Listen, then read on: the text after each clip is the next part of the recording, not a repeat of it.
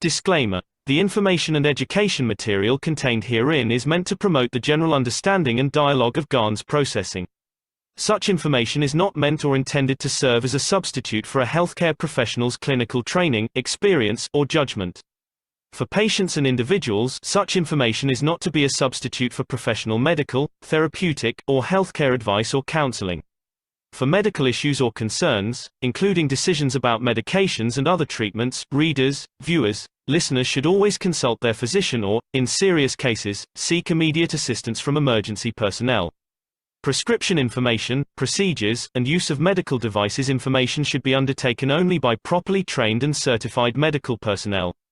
We specifically disclaim any warranties, express or implied, including implied warranties of merchantability or fitness for a particular purpose. Such information is provided, as is, and is believed to be accurate at the time of its publishing, but it is the viewer's job to evaluate the accuracy of any information found in this presentation. Every case presented is of their own experience, applied by themselves for themselves, and it applies to their case only. Every person experiencing health problems should seek professional medical advice and consult their course of treatment with a doctor. The processes of plasma balancing described herein are a natural process which supports the body but does not replace medical advice or therapies one is already subject to.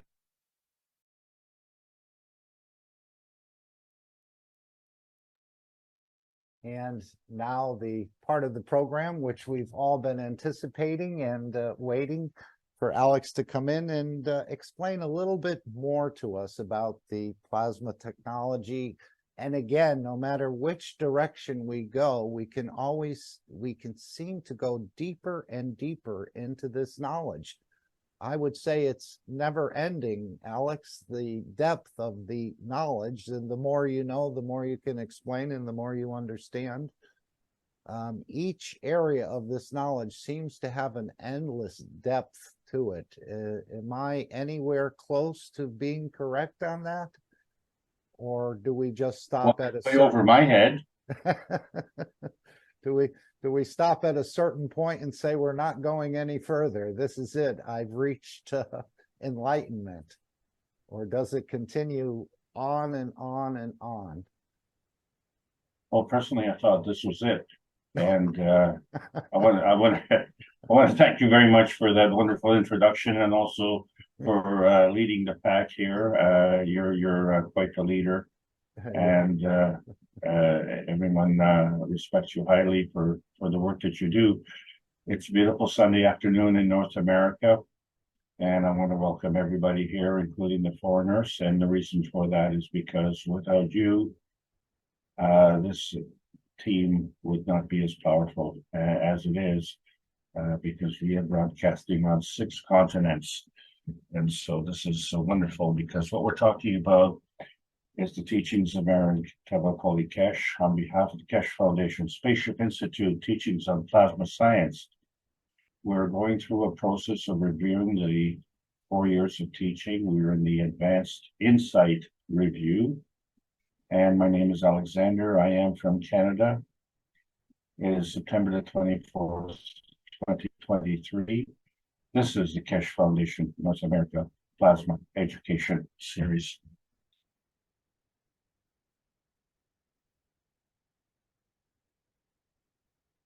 This period in time was a very emotional time, and it's kind of strange how that has dovetailed with the events of this week. And although, you know, we're not a commentary here, we're an educational institution here, and we're looking at how angels and angels interact. And it kind of defines what is man-made and what is the role of man. And so, yes, in this era, we introduced the vertical enhancement units and, of course, the horizontal enhancement units to complement the universal body enhancement units. So please fasten your seatbelts, and I hope you enjoyed the ride, because it's going to be bumpy. And of course,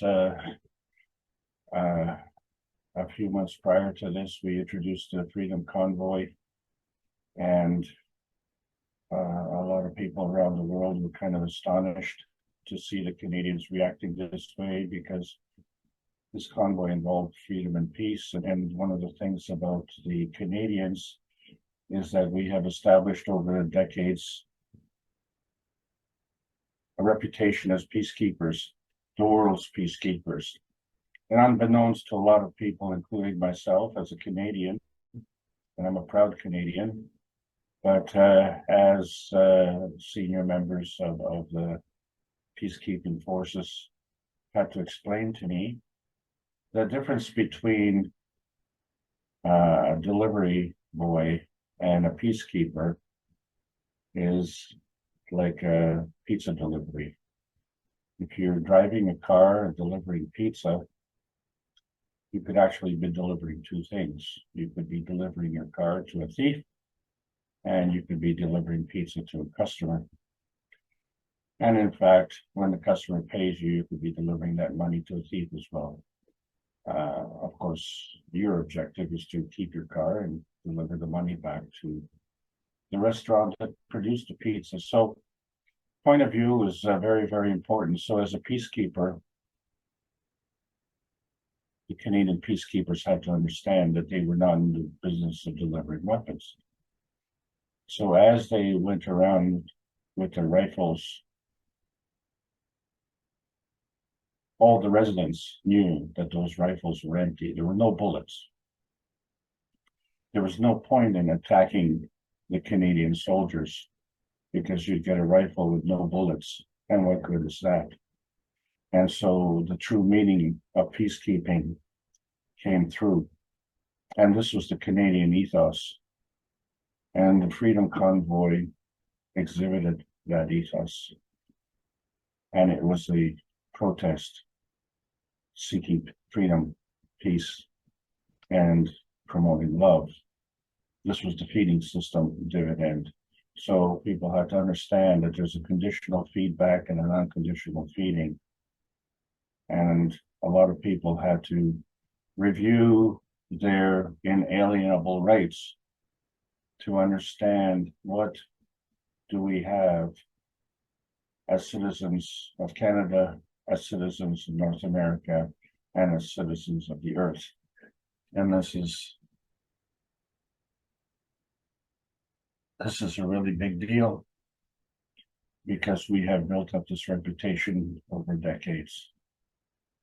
And this week, all that came crashing down.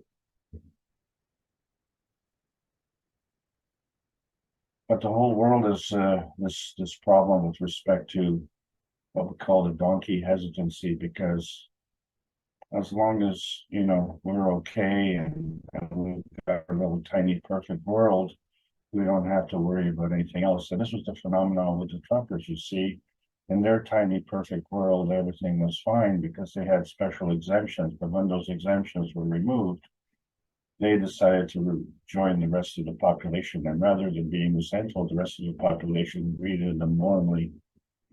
And of course, we all waved the Canadian flag because we knew which country we were in.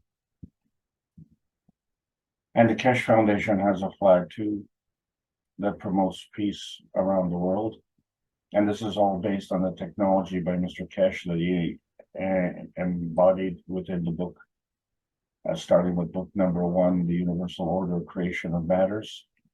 And then it went to book number 2, which is The Structure of Life. And then book number 3, which some people think should be book number 1 because it talks about the origin of the universe. And so there's a bit of confusion, but it all comes together when you understand that what we're looking at as we all are pursuing the Freedom Convoy is, how do we get on the plasma highway? Where's the on-ramp and where's the off-ramp? And we have to understand that the off-ramp is the peace ramp. And so when we're searching for outer space, our little embodiment of our little piece of pie in the sky, we have to understand that the only way to get there is with the unlimited speed limit of the peace process.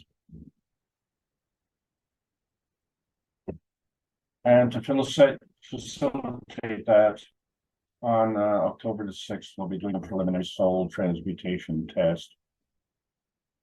And then this is a very ambitious session because it involves more than just the individual. And so this is an advancement that we started on December the 16th with the fulfillment of the prophecies. This is the new prophecy. And so, as I say, fasten your seatbelts.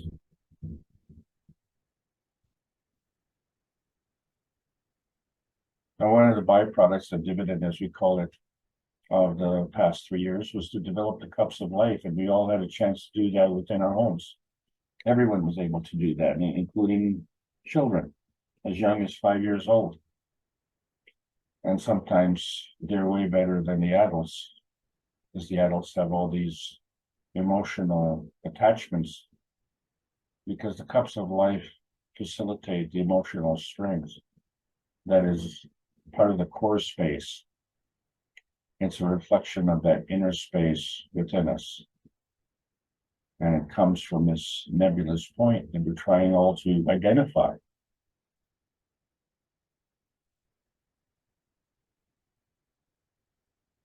And so, as I said, this is the Advanced Insight Review.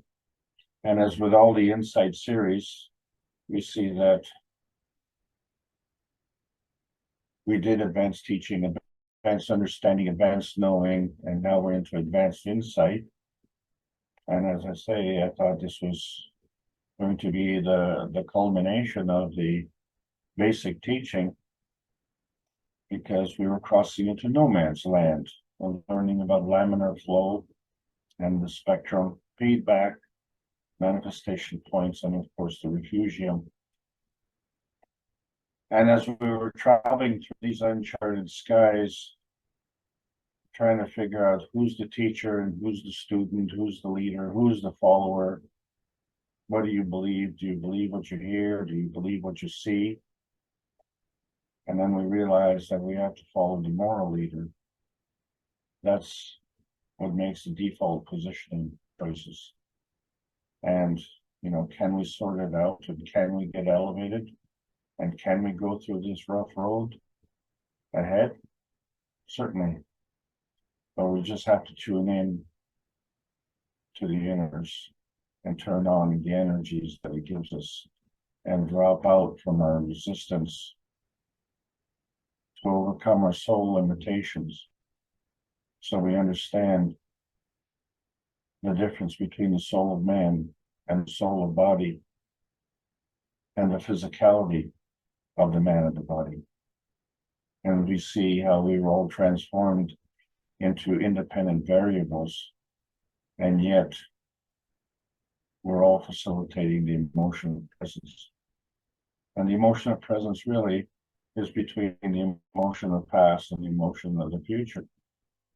And somehow we're anchored and we'd like to elevate.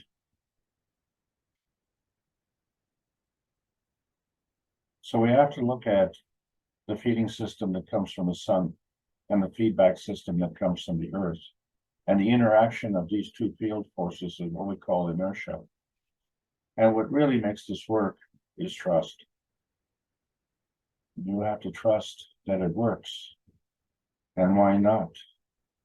You already trusted it when you were born. And so we find that this distrust happens because in our society, we find that the cross, you double cross, is your eternal burden. It is a burden. It locks you behind the gates of hell. And so we have to put that behind us and understand that yes, energy binding is very important because it's self-serving. But does it have to be self-serving at the expense of others? So your gain is someone else's loss, and nobody wants to lose. So they require extra motivation, deception, lying, cheating, and stealing, persuasion. And the only way that that can happen is because the vision of man gets disconnected from that original transformation point down to the physical transport point. And there's this focal point in between. And we become disconnected from that because we only see half the picture. And then compounding that, we have other factors that disconnect us within our physical manifestation. So we have to reconnect our soul and meditate on that and allow and understand that in order to open up the soul and allow for the universe to feed us, we have to yield to those forces so that we can receive. And we have to provide a pattern. Without that pattern, we don't get the energy, and that's why we have to learn. And when we learn, we find that, yeah, we keep the energy flowing and it serves us. We become self-serving.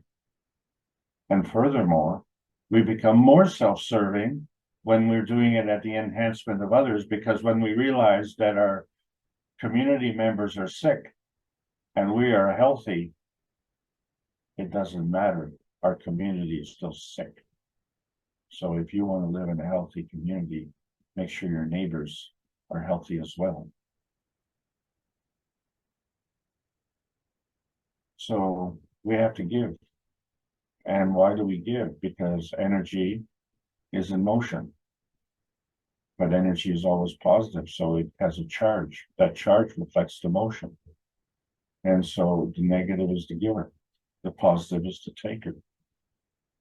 And so we find that based on the surface to volume ratio of the mass that we're talking about, the higher the ratio, the higher the negative charge. So we can actually change the rate.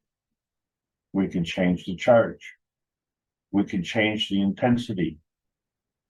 We can change the rate of flow, or we can increase the strength of the binding. Hence, this energy can be flowing or binding. But in order to do that, we have to understand this principle of interaction where it's a two-way street and that energy is always in motion. So you can't grab onto it and stop it and corral it. You have to put it in a field and let it keep going. And so when you create this binding of energy in your field, what we call a maggraph, it has to keep moving. But in order to keep moving, it has to interact. And so therefore, there has to be a flow. From this binding of one to the binding of the other, there has to be a flow in between. So we have to understand this basic principle. And yet here we are talking about the advanced insight, because you see, when we're talking about no man's land, we're trying to facilitate verification and validation because that's how the scientific community understands. The problem, of course, is to understand that you have to do it with man-made means. And man-made means is not the way that we created transmission and transition and facilitated the point of existence, which we call transmutation. In that point, when we have a balanced maggraph, it's not visible. It's right at that so-called confirmation point.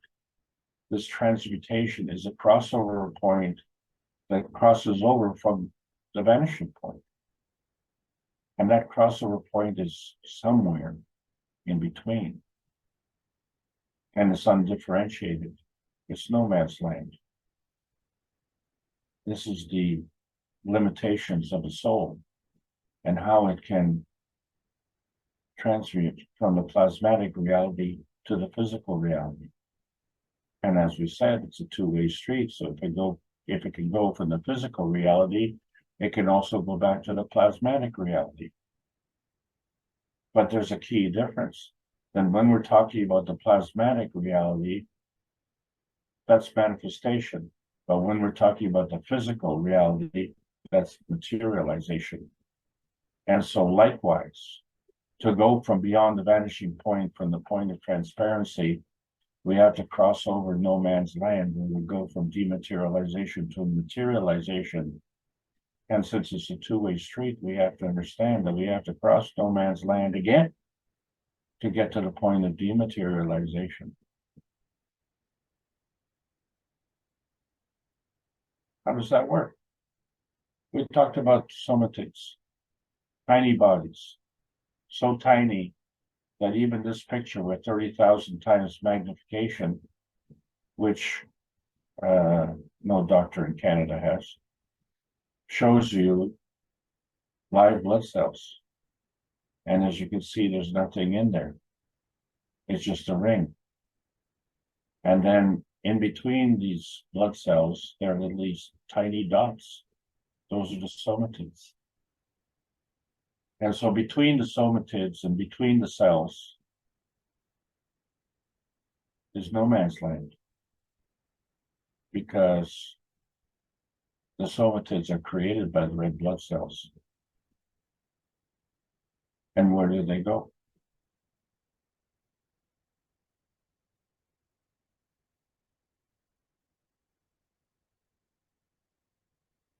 So we have to understand this daisy chain harvest, where it isn't one somatid.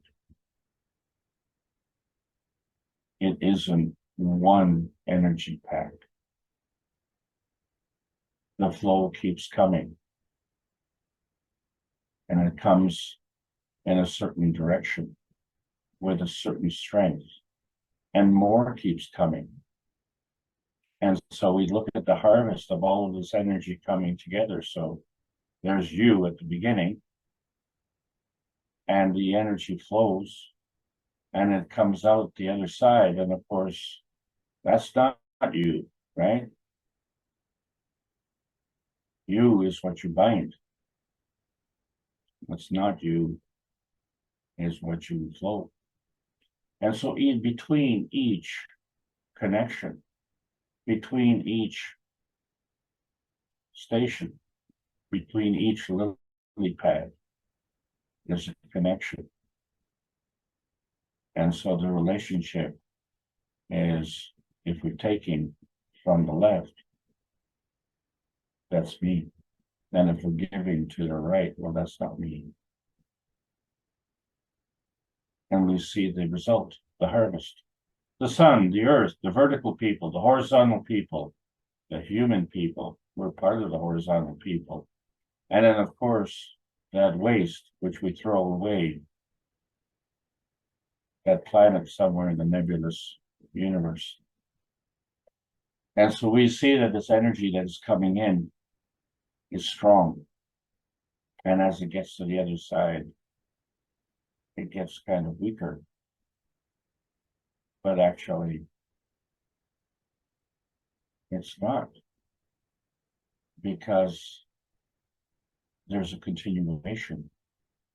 There's a pushing and a pulling. And so the flow keeps going, and it goes out. And so all these lily pads in between, it doesn't stop at any one of them. And so which one is it of all of these stations? So we have to say, well, it's none of them. It just keeps moving. So if it's none of them, that means they're not differentiated. They're all part of this no man's land between where we start and where we end. All of this is in between. And so we see how the energy is traversing no man's land. And so when we look at attraction and we look at round magnets, can we understand that opposite poles attract? But we can find that we can put one positive magnet in the center and attract all three on the outside. So one in connection with another one is not necessarily two. It's going to be more than two. In this case, it's four. And if we remove that positive magnet, there's no change in the position. It's as if it's still there. But it's not there in the center. But where it is in between the positive magnets. And the field that is in there, though we can't see it, determines the distance between the negative charges. So that's repulsion. But there is energy that's flowing from these magnets. And so we find that as these energies come together, because the magnets themselves have a field, and remember, these fields are rotating, so there's a conflict. It is this conflict which determines the field strength of the repulsion. And as this continues, we find that this is how we can change the conflict position. And if we remove the magnets, we remove the field, and that is the physicality. But if we remove the magnetical field, the plasmatic field remains. And so we're not changing the conflict, we're changing the orientation. There is no conflict in the plasmatic realm. There's just positioning. And so that's what we're always doing. We're trying to figure out, let's see, this is me. Well, then this is me, and this is me, and how do all these things come together? Well, the combination of all these things, well, that's not me.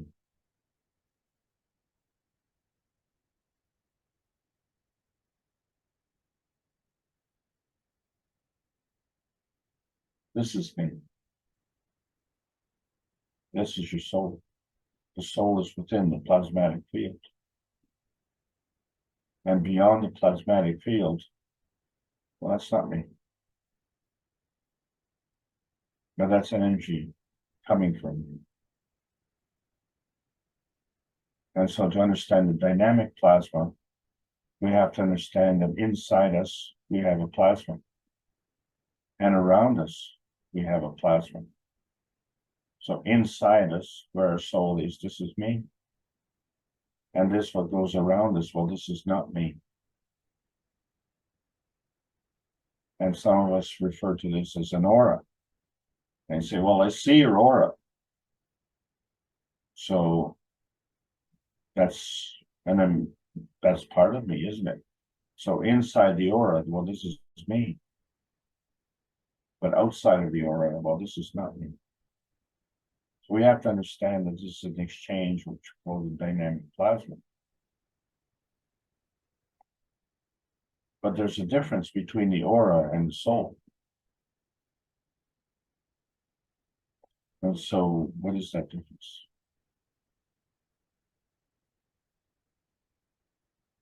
So if we understand that the me is inside, and from the me is a radiance. Well, that radiance from me is a feeding. And as it goes around, understand that it has to keep moving. So in order to keep moving, it has to exchange energy. So therefore, it has to feed and have a feedback. And with each and every movement, and if we can see that each point on that radiance is like a daisy chain, then at each point is a feeding radiance and a feedback radiance. And then that feedback radiance becomes another feeding radiance to the next point, which is another feedback radiance. So now we can understand not only how we have an internal plasmatic condition, but we have a dynamic plasmatic condition, which we call an aura. But then we also have energy in motion.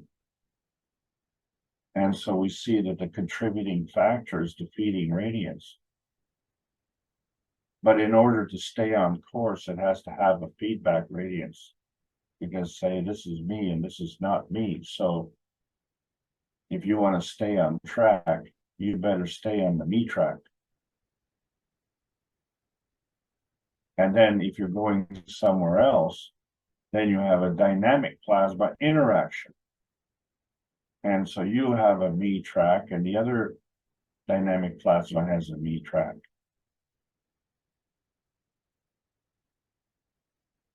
And so that feeding radiance, in order to leave the me track and go to another plasma field, has to cross over no man's land.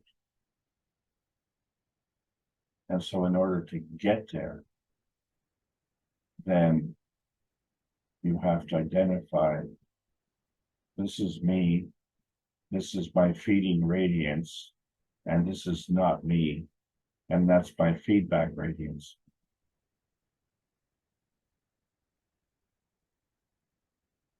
So this is beyond the aura, the dynamic plasma interaction.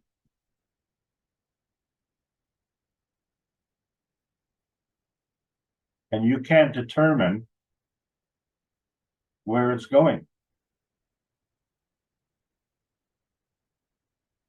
unless you have a criteria.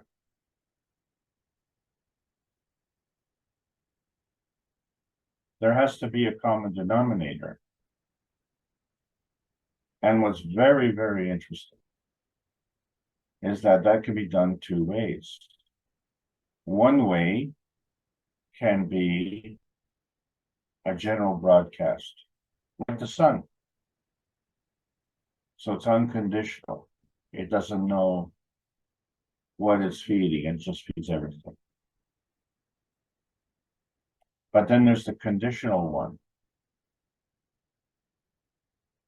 where you target and you say, this is what I'm going to feed.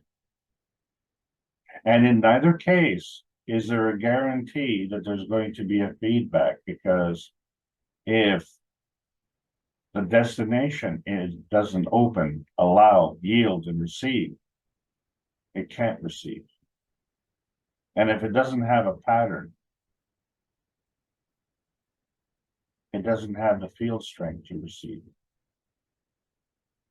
So you can send as much as you want, and it's not going to land. It's just going to pass on through and keep on going. So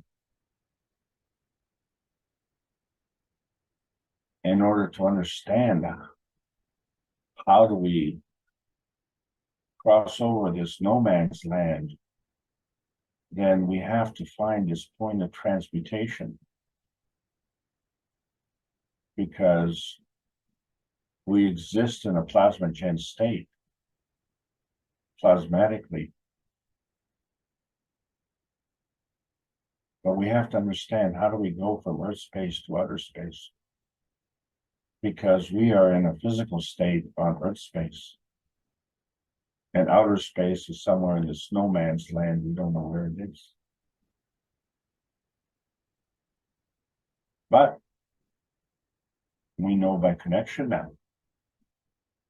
And we don't have to have a direct link. It's like Alaska is part of the US, but it's not next to each other. It's what we call a contiguous connection. It's part of Alaska is part of the contiguous United States. Well, we are part of the contiguous universal community. And we are feeding. And we're getting feedback. And the universal community is feeding. And we are giving it feedback. And so there's this connection. And that connection is within our inner space. And it's traversing the outer space. And then we come to realize that we've never been in outer space. With respect to our physicality, we're still understanding our Earth space. And we've invested very heavily in this Earth space. But why are we all here? And it's because of this peace dome that the Earth space has. And so that's what we've interacted with.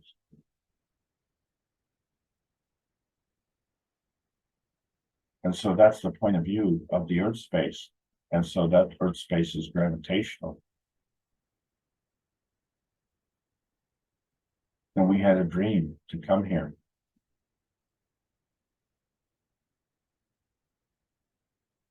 And we came with responsibility.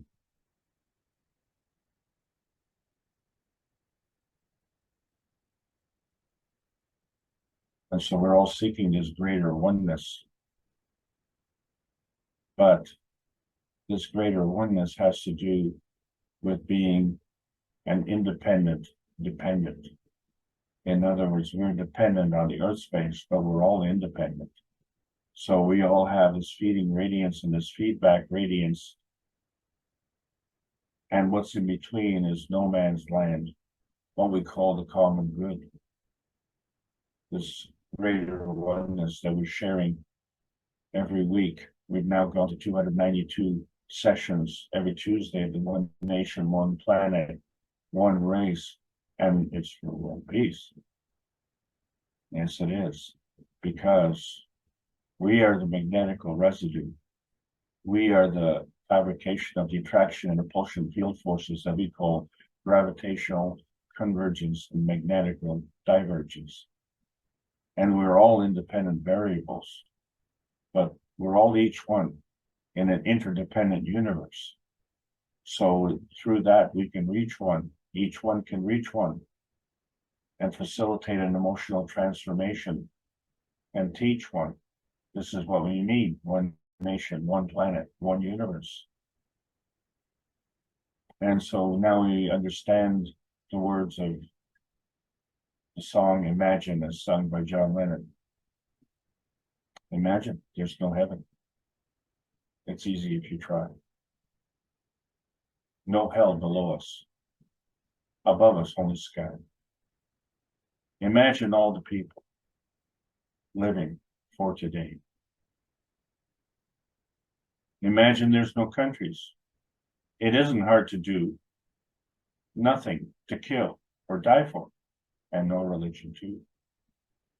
Imagine all the people living life in peace. Imagine no possessions. I wonder if you can. No need for greed or hunger. A brotherhood of man. Imagine all the people sharing all the world. And you may say I'm a dreamer, but I'm not the only one. I hope someday you'll join us and the world will live as one. Written by the Nowhere Man, somewhere in no man's land. Let's talk about laminar flow. So the default point of view of our point of view really is from our soul. That's the gravitational point. And so we have to understand there's a difference. Our point of view and the Earth's point of view. So it's our physicality on the Earth that is magnetical. So it interacts with the gravitational field force of the Earth. But our existence, our binding, is gravitational, that stems from the soul within. And then is connected to this physicality using the emotional state. And it all comes in pairs. So somehow, some way, we're crossing this vanishing point. And so when we look at dimensions, we have to understand that it's when points come together and they get connected. That's how we do dimension building. And we've talked about it in the past, but there are other points. There's the melting point, the boiling point, and the vanishing point, and that point of transparency. That is also part of dimension building. So interestingly enough, you wonder how fish can survive in cold temperature? When the temperature drops very, very low, below freezing, below the freezing point. So we find that the mean Earth temperature is actually minus 13.9 degrees Celsius. Well, that's below freezing. But there's this delayed transition zone. We don't get into above freezing until we hit at least 4 degrees Celsius. And then we find the strangest thing. Everything else, when it solidifies, becomes more dense. Except water. When it solidifies, it becomes less dense. So we find that ice floats. And this is a good thing, because this way the ice is on the surface of the water. And so we find that below the surface of the water, in the very, very cold water, we have this lamination of temperatures. And each temperature reflects an energy level. And once these fish find this energy level to which they have adjusted to, they can retain their hibernation through the winter in a state of suspended animation. So this is a very practical example of stratification, say in the waters in the winter. But we also have this stratification in our rocks, and we can see them. And then we have the stratification in our atmosphere. Scientists have described them, although we can't see them. And then we talked about flux lines. That's another form of stratification. And so we understand that if we see a rock on the earth, and we understand that gravity seeks density. And so if we pick up this rock, we have to exert an awful lot of energy, because these flux lines are stretching. The rock is more dense than the air underneath the rock when we lift it. And so the flux lines are seeking density. So they actually have to stretch depending on how high we lift the rock. And the higher we lift it, the higher the energy. And when we drop it, it has this slingshot effect as the flux lines stop stretching and want to relax, and the rock crashes to earth. And we have to remove our toes very, very rapidly so the rock doesn't fall on our toes. And so when we look at this game that we talked about recently, musical chairs, and we find that each game is like a flux line, and each flux line is like a stratification. And the thing is, as we remove the chairs, the circle gets smaller. And so we develop this pressure. And what was different about the musical game of chairs was that we only had so many participants and so many chairs. But that's not the way life works. You know, there's no place to go. You have to keep going in because more players join the game. And so they too are playing the game. And before they can move into an inner circle, you have to vacate that inner circle and go to a further inner circle. And you have to keep doing this because more players keep coming. And then there are players waiting to come into this field. And so you develop a lot of pressure. And when you get to the center, well, something's got to give. because there's nowhere else to go. And in fact, some, when they come in, they don't even go by level. They just jump over the levels and they want to go to the head of the line. But when you get to the center, there's a lot of pressure. So the question is that energy coming by a transmission? Or is that energy coming by a transition?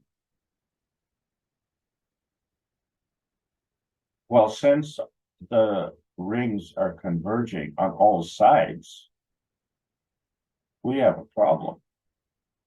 Because whichever way you turn, there's more and more players coming into this pressure game.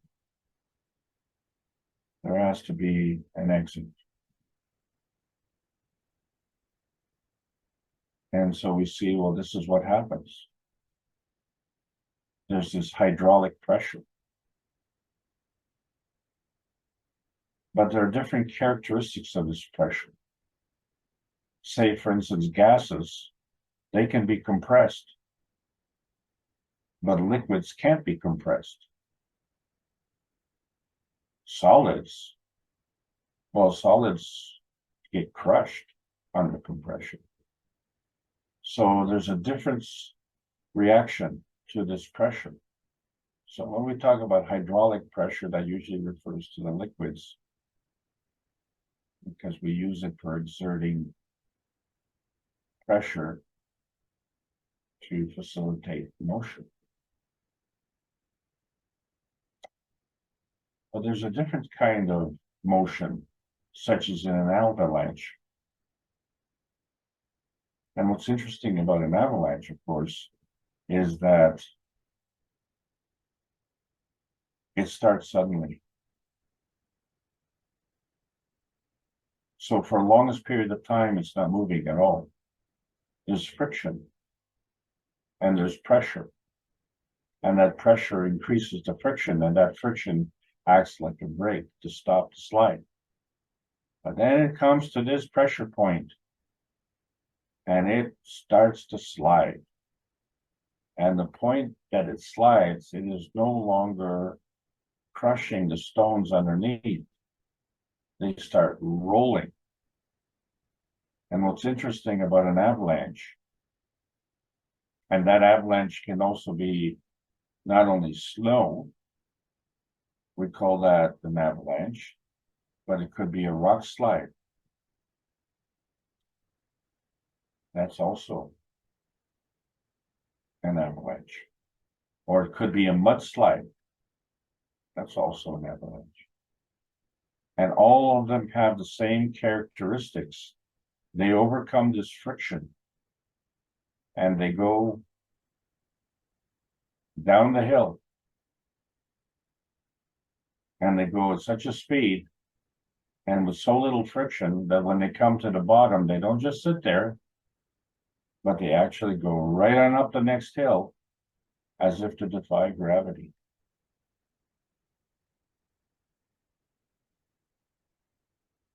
So this slide extends upwards as well.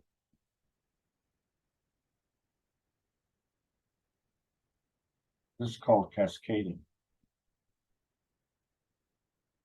where the daisy chain cascades from one to the other.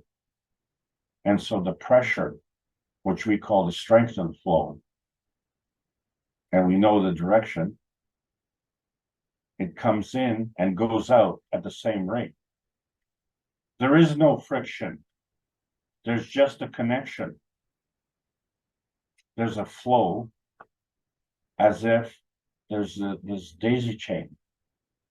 And so to start the flow, we have this pressure. But then somehow, the more that is flowing, it pulls the rest down. And so the pulling becomes stronger than the pushing. So there's two sides. And so this is the thing when we look at the nanostar and how we say that 1 and 1 is more than 2. So when we look at the synergy of the infinity loop, we find that we have a pushing and a pulling, and it creates this special effect where we not only can go downhill, but we can go uphill as well, and almost all the way up the same height that we started from. And when we look at the star formations in the monatomic side view, we can see that we can bring nanoparticles head to head or base to base. And there's a top and there's a bottom. It all depends on your point of view. And so when we look at these field forces that are in a plasmatic condition, the same thing. There are two sides of this Magritte condition, because a Magritte condition has to have a relationship to another Magritte condition. It's either attracting or it's repelling, isn't it? So it has to have some kind of relationship. And so when we go into outer space, this becomes a real problem because we don't know if it's backwards or if it's upside down. Or has it vanished? And which way is north? And are you coming or are we going? And so if the universal order of creation is the source and the origin of the universe is our soul, and in between the two is a link,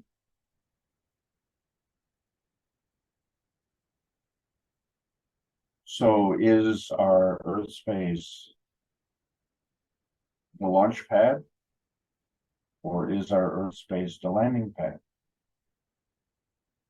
And if our Earth space is the landing pad, where exactly is this launch pad? Inquiring minds want to know. Well, you know, we know that the light goes at a very fast speed, and it has this relationship, and that relationship is distance versus intensity. So in review, the inverse square law is if you double the distance you have to the intensity. And so the source of the light is the highest intensity. So the destination is the lowest intensity. So if our Earth space is our destination, and that's the lowest intensity, and that's the physical space, then the source being the highest intensity, being our soul is the source, but you know, where did we come from? So everything that we're looking at, you know, with respect to our focal point has to do with our version of history. And then, so that is a conversion of what we call the inversion to the concentration on the physicality. So our physicality is actually a focus on the divergence.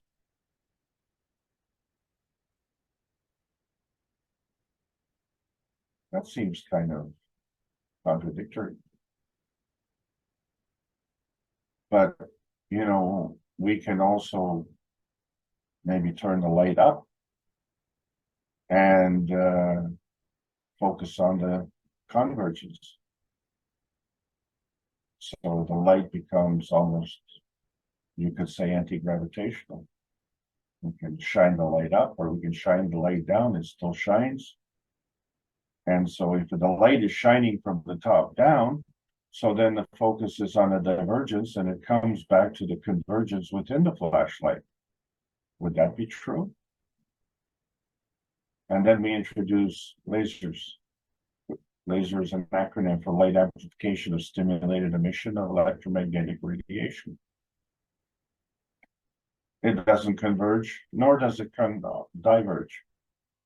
So it has the same intensity over long distances. And so we can measure distances, therefore, by the reflection, because the distance versus time, right? But this light seems to travel through a tunnel. And so let's question, what's the difference between a funnel and a tunnel? So getting back to our magravs, if we understand this lamination process, you know, this avalanche, and we find that everything is connected, so we have this core component stacking, and so there's this motion. Well, this motion is magnetical, so it has to come from the gravitational, doesn't it? So the base of the magrav is gravitational, and the top of the magrav is magnetical. And when you line them all up, they all point to the center. And so now, depending on the shift, you get this laminar flow, this avalanche, this stratification of flow, this physical acceleration.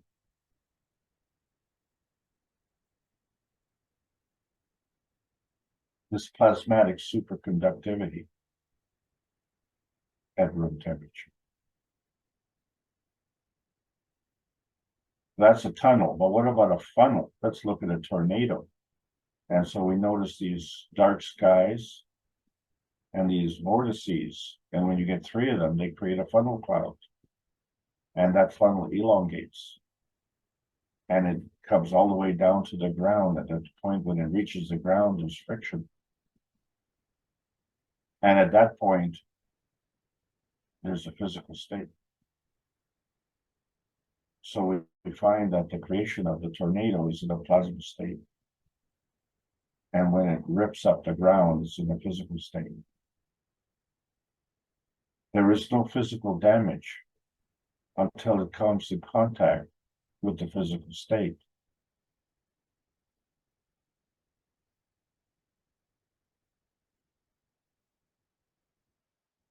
So let's carry this further and deal with the spectrum, because let's face it, we can't really have this physicality with light, or can we?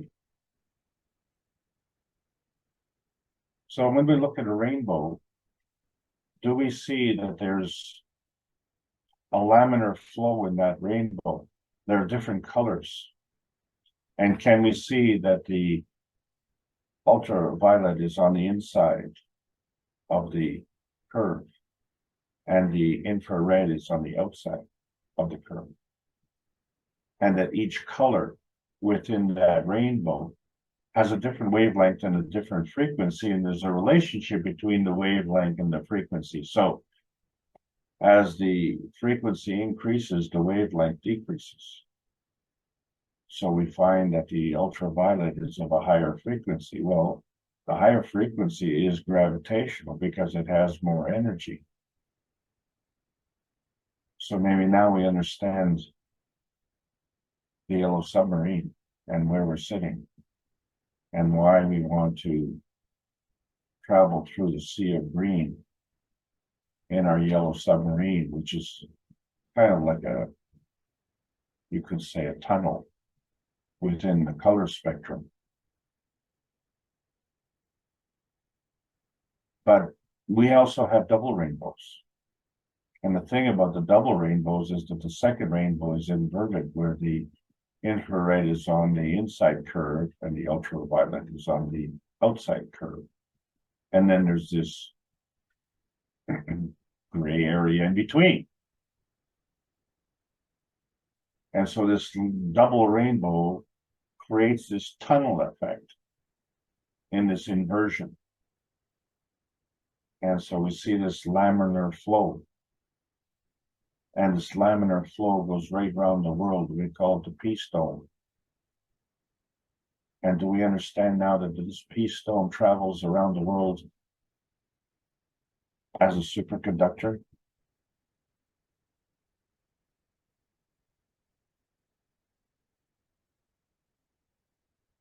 And so when we look at our physicality, we say, well, this is me and this is not me. And yet when we die, this thing that we fought for, our physicality, we leave it behind like trash. So let's,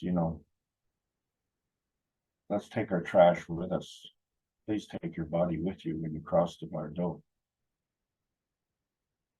Because you spent all your life trying to decide what's me and what is not me. You just can't double cross yourself. When you die, you have to take it with you. But the thing is, there's no color in there. The color's only inside the rainbow of the first one and outside of the second one. In between the two rainbows, is this laminar flow and there's no color there. There's this transmission rail. And this is the inversion feeding. Maybe now we understand the game of tic-tac-toe a little bit better. We'll see. We'll see as we go on this journey. So let's understand what spectrometry is, and this is an analytic tool used for measuring mass to charge ratio. So it defines a lot of techniques, and it allows you to define what you're looking at. It uses this radiation to obtain information. And this information conveys structure and properties of the matter. And so how we do this, by shining a beam. And this beam is electromagnetic radiation. And then we observe how it responds.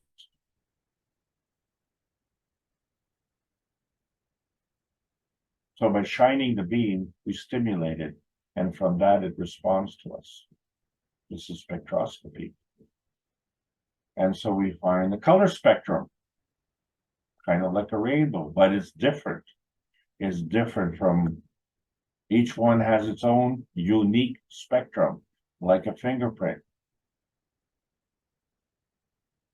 So each element, like the beauty contest that we had before, well, then we'll have another beauty contest here. Let's bring on Miss Hydrogen, right? And so we understand that beauty is only skin deep. Well, the question is, how deep is the skin? And what about Miss Oxygen? Looks totally different, right? So we understand that spectroscopy is a reflection.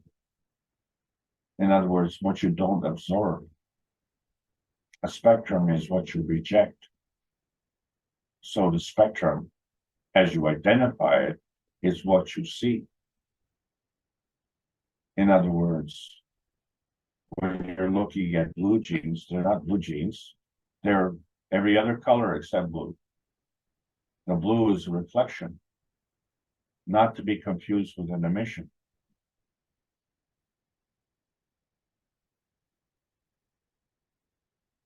I'm a helium. So there's absorption of energy, and that absorption is what you don't reflect. So the spectrum is opposite of what you see. So the light becomes dark, isn't it? Because all you see is the light. The spectrum is what you don't see. Hi, Miss Garden. So we all have this emission. But this emission is part of you. It's what you co-emit. And so there's a different kind of spectrum. This is a spectrum of what you are. So you look at something and you say, well, that is what you see. Well, that is what you see in the color spectrum. But there's another spectrum of what you are. minus nitrogen. So we impose limitations and conditions. We say, oh, what you get is what you see. How about what you get is what I am? So how do we transcend this boundary of me and not me? And then this really tough one, this calcium. Well, which energy state are you? Sometimes you're hard as a bone. Sometimes you're flexible as a cartilage. Sometimes you're insoluble. Sometimes you're soluble in each cell of the body. And the spectrum is a part of you. We don't know which energy state you are. And there's Miss Sodium, very unique. We use her for identification. So the spectrum is your signature or fingerprint, as we said. And then, of course, there's Miss Silicon, which, you know, is an element. It's a single field. And so the spectrum is an identification of a specific element. So all the elements of the periodic table of elements have a fingerprint, such as Miss Sulfur. And so when we look at molecules, that's a blend of two fields. And so that spectrum now is a sum of two different energies, different color, not an element. And then Miss Iron. Miss Iron is very important because it grounds us to the earth. It's in our blood. And so when we look at ganses, we have to understand that ganses as well are molecules, because molecules are in combination. And colors have shades. So colors and shades change according to the environment. I'm sure we've all seen the copper gans maybe turn from a reddish hue to a bluish, turquoise type hue. And so the spectrum is a field color with respect to the environment. Hi, Miss Aluminum. Interestingly, white is all colors. Black is no color. So white is full spectrum emission. Black is full spectrum absorption. And the plasmatic field strength involves rotation. But the moon doesn't rotate. And then there's Miss Gans. And so we see that the zinc Gans is kind of white. But the CO2 Gans is also kind of white. And then there's another Gans in the center of the Gans, and it's vanished. Look, it's transparent.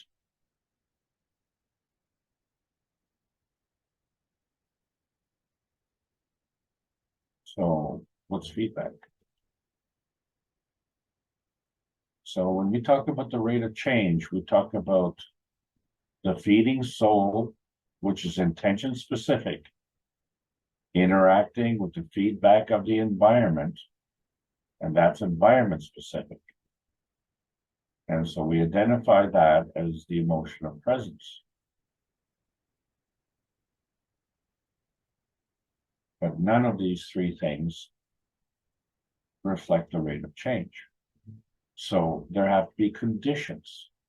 So there's feedback conditions. So to have an effective feedback, you know, we tend to impose conditions such as genetic mutilation or mental abuse or a favorite is terrorism.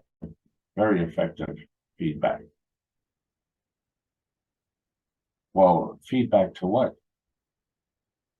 Feeding. There's a feeding, there's a feedback. But what constitutes an effective feeding? Well, that's unconditional, isn't it? Because who knows what you need other than you? And so what you need to be fed is this plasma feeding. which has to feed you everything that you need. So if it's an unconditional feeding, you get what you want as you need it. But if it's a conditional feeding, I think you would agree that you could very easily starve to death, especially when the one who's feeding doesn't feed you what you need. So what happens when you remove this conditional feeding? Then this feedback to be conditional and effective needs to be a feedback to the feedback.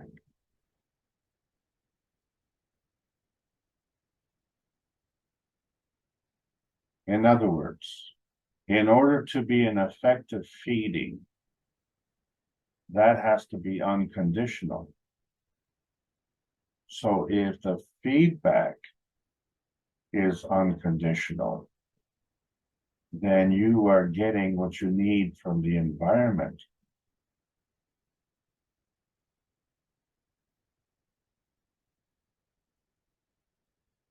We're not getting enough from the environment to feed us because we still have this conditional feedback. So we have to return to this plasma feeding. And interestingly, what will happen is that that rate of change will be sudden, because the emotional connection, the emotion of presence, this feeding from the sun and this feedback from the earth is the representation of the soul to physicality link, the feeder or the feedback, right? So if we look at the soul of the sun, we have to understand that there is a sun soul as well. And so that produces the physicality of the sun. And so the soul of the earth has a soul as well. And the physicality of the earth.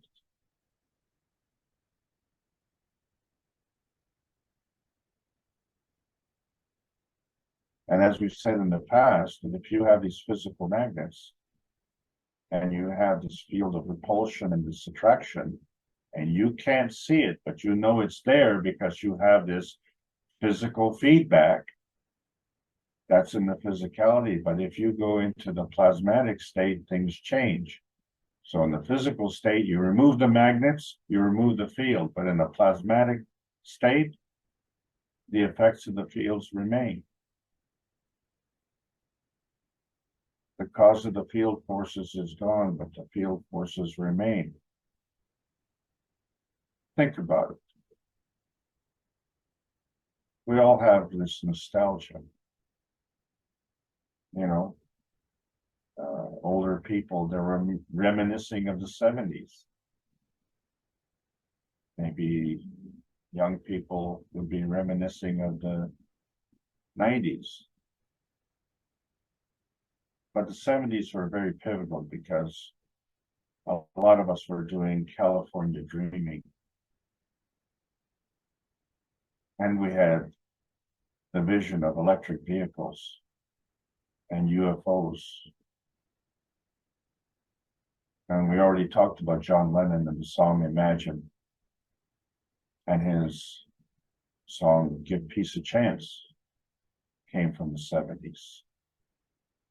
So this idea of peace and world peace was really promoted strongly over 50 years ago. But of course, that's not a new concept. But we forget.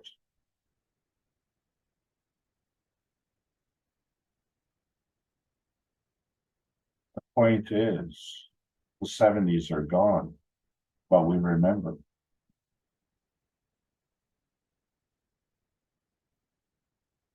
But when we look at the global amnesia, we can't remember. Well, what we do know is that we had a preference in sentimentality. So our preference was to come to Earth.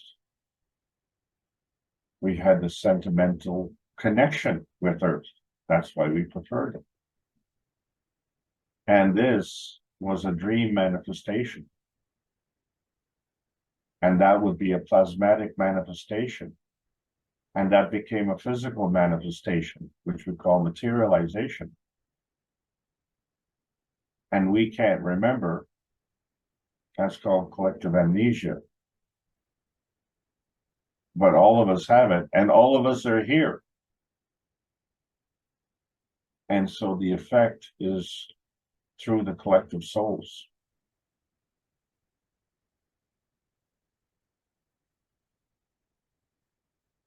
This is the nostalgia of the emotion of presence. So if we understand our basic DNA is part of the RNA feeding, this is the feeding state. And the matter-gen state is the transformation into the DNA. But this DNA has to take into account the environment.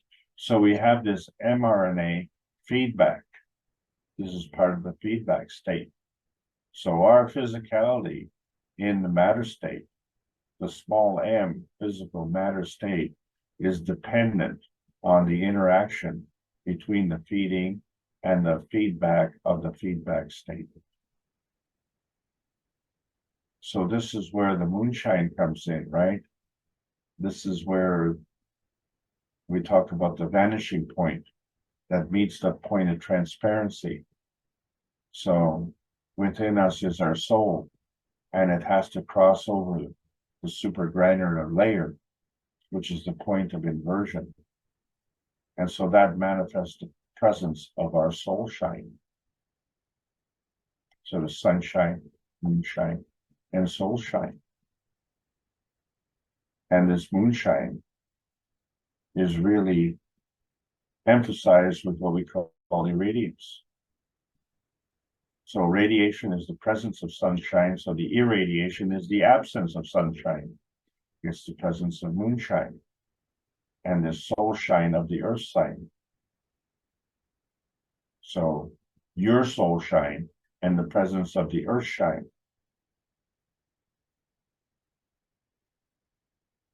Okay, so the rate of transmission has the feeding soul intention specific emotion of presence in contact with the presence of physicality, which is environment specific feedback. That's only half the picture. Because that only facilitates root growth that comes from the earth. And so when we look at the sun and how it's feeding the earth, we have the sunshine and the soul shine of the sunshine. And somehow in between, we have to plant our feet firmly in midair between these two fields before we materialize into the physicality.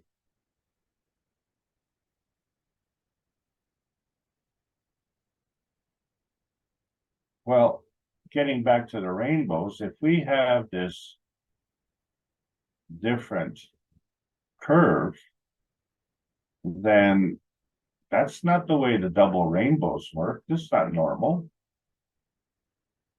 The rainbows aren't a reflection of each other. They're an inversion of each other. And the arc of the rainbows are in the same direction. So what is the difference between the rainbow reflection and the sunshine, earthshine interaction? So there's a crossover from the feeding soul of the man, crossing over no man's land. And there's a feedback environment crossing over no man's land. So this is how the presence of physicality interacts with the emotion of presence, which interacts with the soul of man. And so this is how the double rainbow works. But that's not the way the universe works. That's how we work on Earth. When the sun is shining, now we flip over the curve and we create this tunnel between these two no man's lands. And that becomes our biosphere. This is where the vertical people and the horizontal people and the humanity people operate on the soul of the planet, which manifests a crust, which is basically silicon based. And so that becomes inorganic, and we are carbon based, and we are organic. And so our emotional presence is between this crossover from the feeding source and the feedback environment source. And the connection to the keystone affects the transmission rate, the rate of the tunnel transmission. And that's only the half picture. That's the picture from the point of view of the Earth. And so our interaction becomes this same keystone, but that's the point of view of our soul. And so we find that our soul crosses over the supragranular layer, and this is how we connect to the universal community. And we tried to do this on October the 14th of 2021. But we still were delayed. We're in the year 2023. Because we have to cross this peace bridge. Without doing that, there cannot be a transformation. There cannot be a transcendence. There can't even be a transmogrification.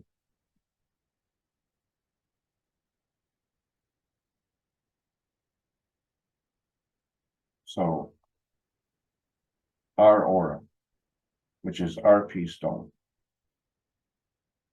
is in the presence of the earth shine. It's visible. It's the presence of our emotion and the presence of our soul shine in this environment.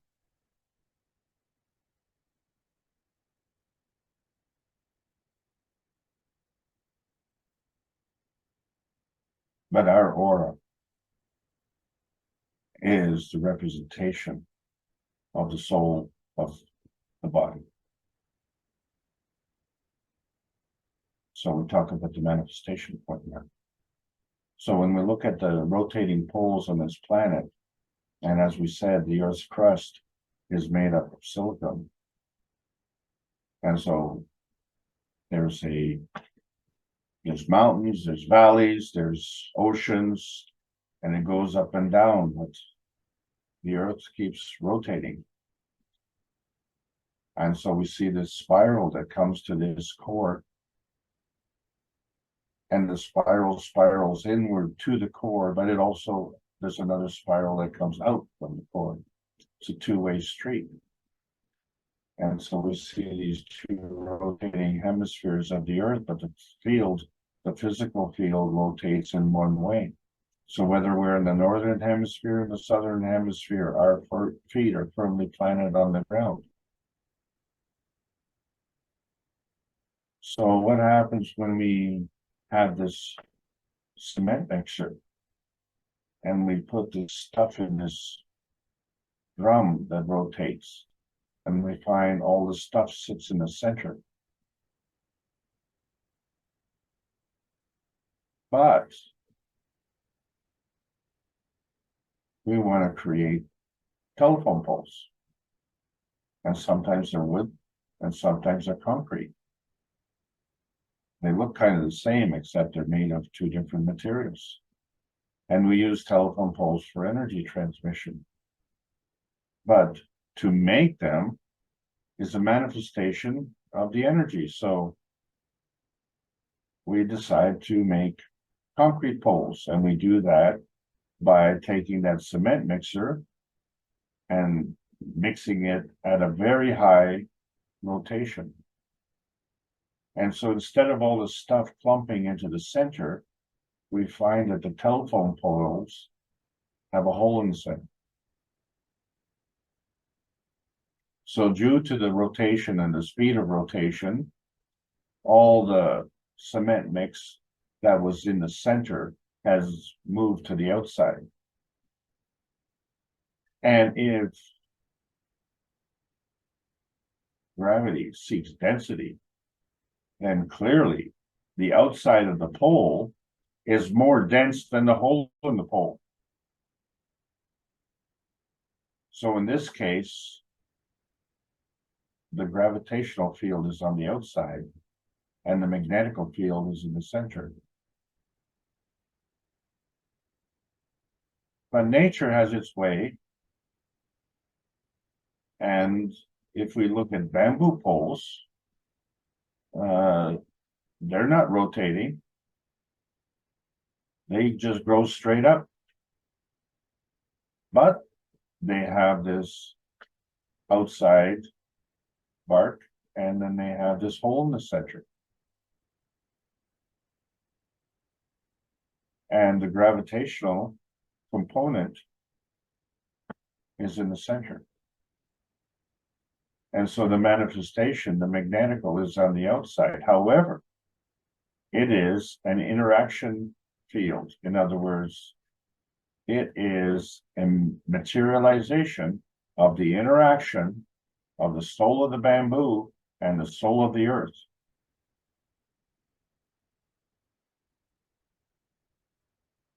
So now we can look at natural resources differently, because minerals have souls as well. And the mines have souls, and the earth has a soul. And we've already determined that the earth rotates on its axis at a very high rate of speed. And we found that if we can rotate the cement poles fast enough, that they will be hollow in their core. And the cement will be nice and uniform on the outside, and you create a pole. Well, how come we have copper in certain mines and gold in other mines and oil in other resource areas? And how come they don't all mix together? They're all created individually in different parts of the earth, and they all rotate together at the same time. So it isn't just a rotation. There are other factors. There are interacting factors that are unseen. Because by conditioning the feedback, we created the cement pole. And nature, by considering the feedback,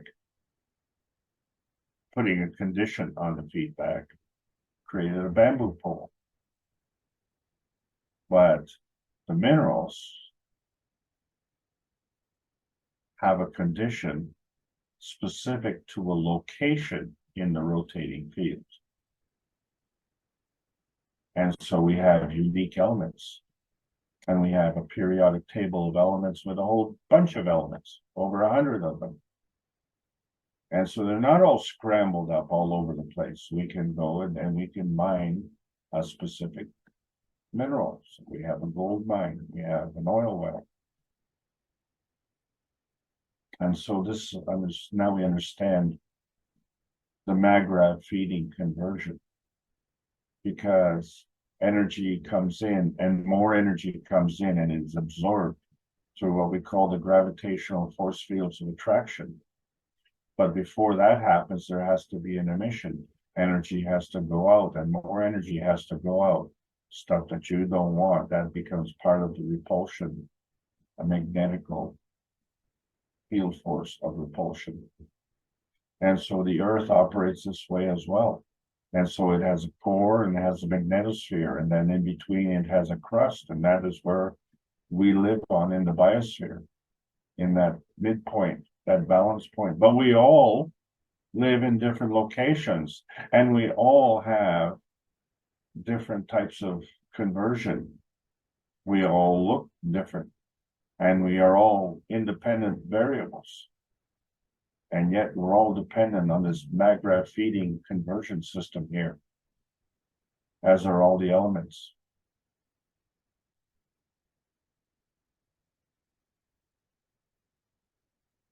So we see that we can mimic the physical manifestation of the plasmatic condition.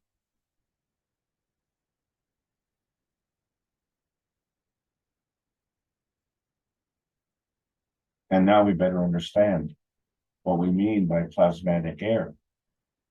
And so this becomes very important.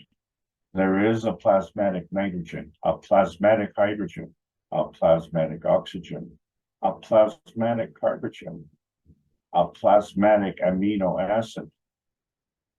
This is all part of the feeding system. It comes from the sun. Then there's an environment feedback system, which gives you nitrogen, hydrogen, carbon as a gas. These are all gases, oxygen.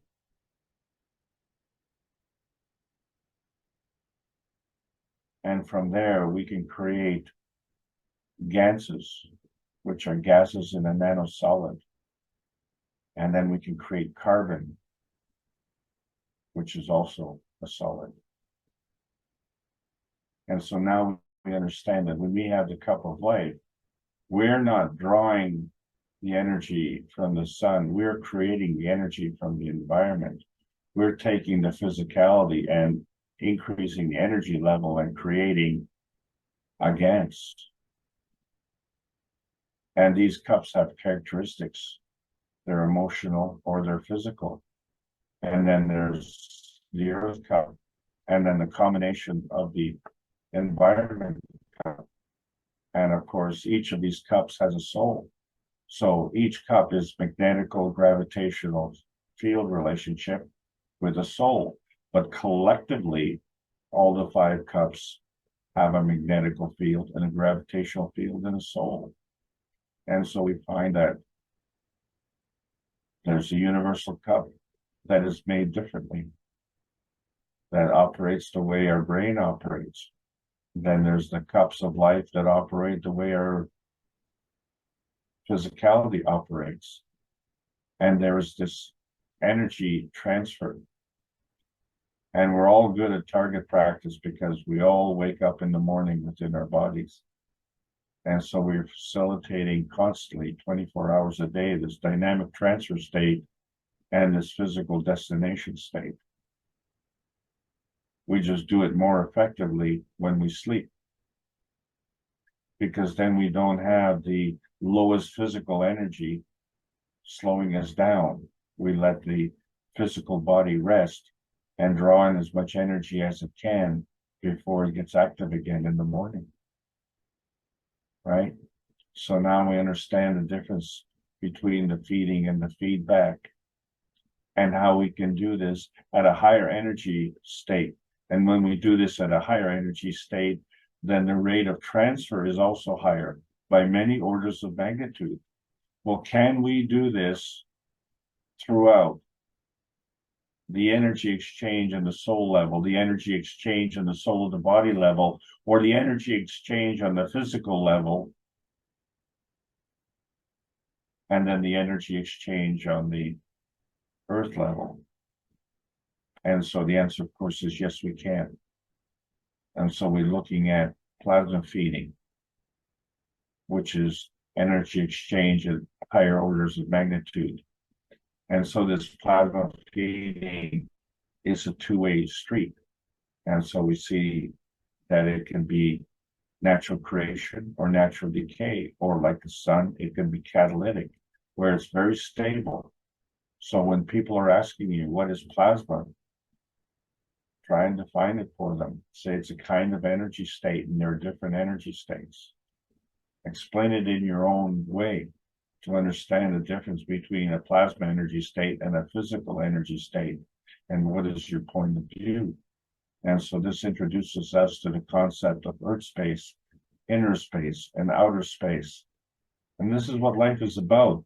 This is the most important thing. And if that's not important, well, then nothing's important. Not really, because we have to understand how the rays are created, how we go from that of an initial fundamental plasma, which we call a neutron, into this atom, which is a marriage between the proton and the electron, and they always work in combination. And then there's this decay process, which is the release of the PM tick. And so we see the difference between the creation of one universe that transmits somehow across and creates a sister universe, and our man's universe, which is actually a very, very tiny part of the rest of the universe when you look at the whole picture. And then it grows from there. And this is all part of ray creation. And it's also part of ray motion, because there's always this balance between natural creation and natural decay in a plasmatic state, in a lower energy state, in a physical energy state. And in between, there's always this crossover, what we call this bonding clutch factor, because we don't understand it and we don't know how to manipulate it. Well, we have to learn, because fortunately for us, our soul is taking care of business. We just have to listen, because this bond is there. Whether you accept it or not, it doesn't matter.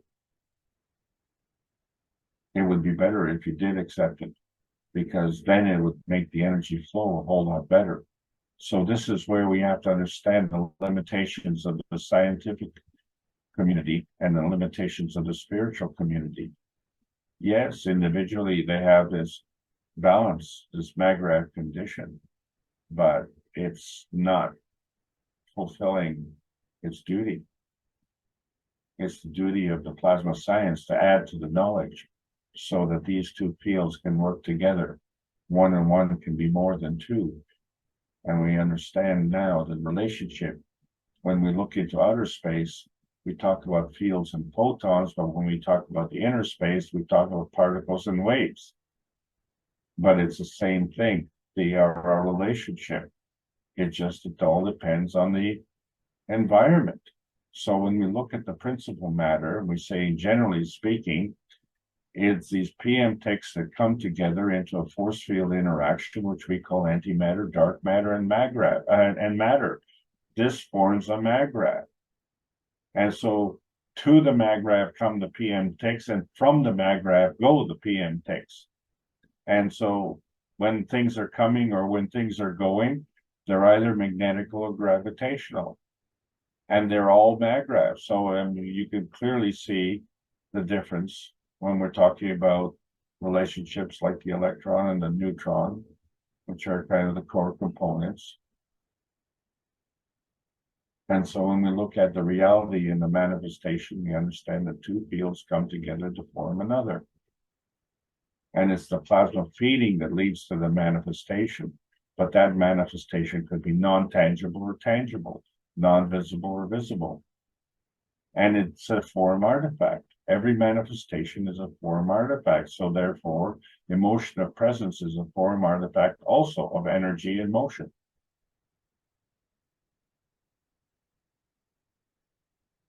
And it's a two-way street.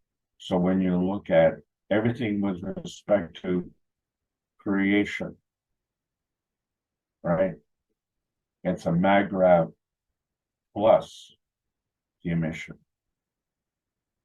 or it's a Magravh plus the absorption.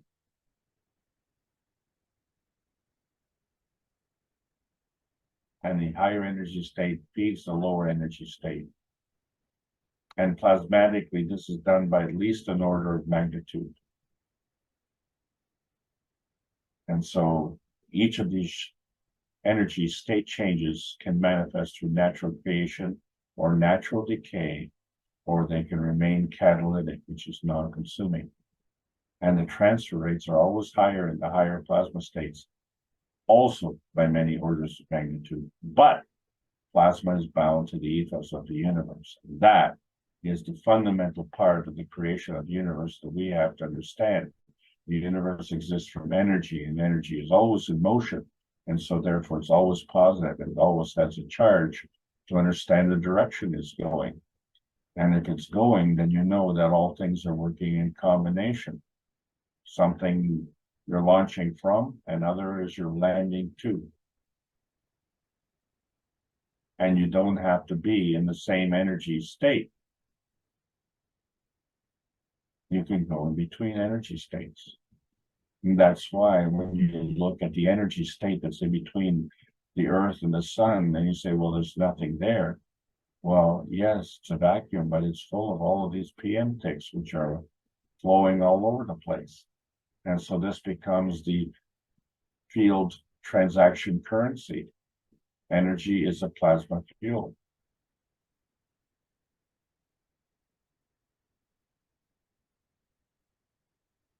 So we have to decide, what is it? And something is always something. So nothing is nothing. So what is it? Well, it's something as opposed to being something else. And so what affects that? And that's a susceptibility to bind or to flow. There's a pushing and a pulling. And so we see the infinity loop, which is representative of the plasma interaction of the Maggrav condition. So to maintain that field force, we have to have this balance between the mechanical and gravitational field. Let me repeat, to maintain that field force, you have to have this balance between the magnetical and gravitational field forces.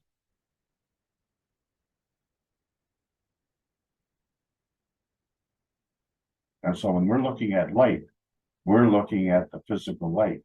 But when we're talking about the universe, we're talking about the ethos.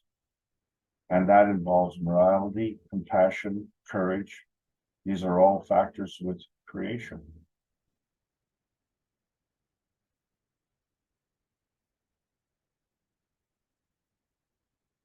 If we want to participate with the rest of the universe, we have to take this into account. That's how we transcend the limitations of science and the limitations of the speed of light. And so the whole picture looks different. And we see how we all are part of this whole process together. So this planet was always our refugium. So we have to understand how these relationships on this planet work together. Because the whole purpose of having a relationship is to have a symbiotic relationship. Okay, where 1 and 1 is more than 2. So we have a participant observer. You understand that? There's players in the game, or there's sports fans who watch, or there's actors and musicians who entertain, and then there's the audience that watches. But, you know, in nature, we also have a host and we have a parasite. But the host is smart enough to carry the parasite, and the parasite is smart enough to keep the host alive. And so in society, you also have those who earn and those who are in welfare.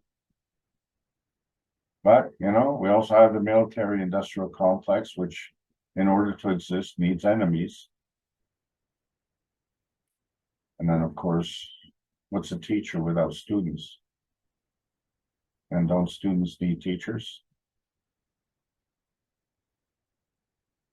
And then one of these harshest of symbiotic relationships, lichen, which you find in the tundra of the far north, Lichens are a symbiotic collection of fungi and cyanobacteria or algae.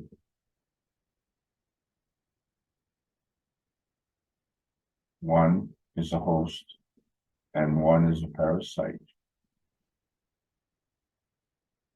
And they live together. And the parasite depends on the host, but never kills the host because they provide food. Lichens are an important early stage primary succession organism. So they actually provide a useful function as well. So a symbiotic relationship is important because it offers a refugium. A refugium is by being positioned in safety. So that's a position of functionality versus survival. Is it Magra balancing?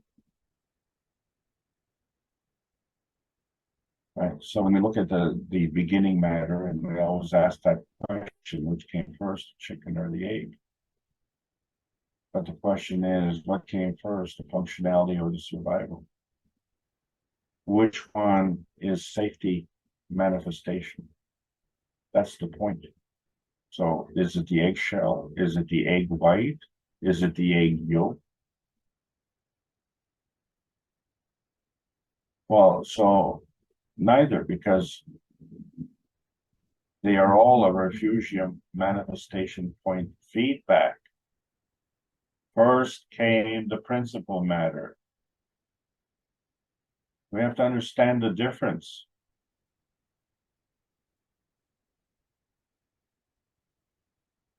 So when we look at this range transcendence, we find that the lowest energy transfer state is heat and electricity. Then came the nuclear physics. We're into the plasma physics. That neutralizes the nuclear physics. And then we convert into the plasma state our existence, and then the dynamic plasma states our coexistence. But these are all unfinished sentences because they all have to have a relationship with something else. So when you find that the structure, the basic core, is gravitational, that's at the center. And once it gets to that critical point, then it transmutes into something else. And something is always something as opposed to being something else. So what is the factor that causes this transmission? What is this thing that causes us to have a preference and sentimentality? It was the safety of the Earth versus the safety of Mars. And so we define ourselves because we want safety. But if we do that, then we have to put a fence around us. And the moment we put a fence, then we say, well, this is me and that is not me. Outside of the fence is not me. And then many times we argue, well, what about the fence itself? Is that part of me also, or is that part of not me?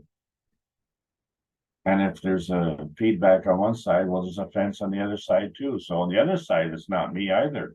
So it's another feedback. So this is constantly going back and forth, and you know, it's hard to do. So what we have to understand is that within our inner space, we were trusting to be born, and we trust to be awakened from sleep.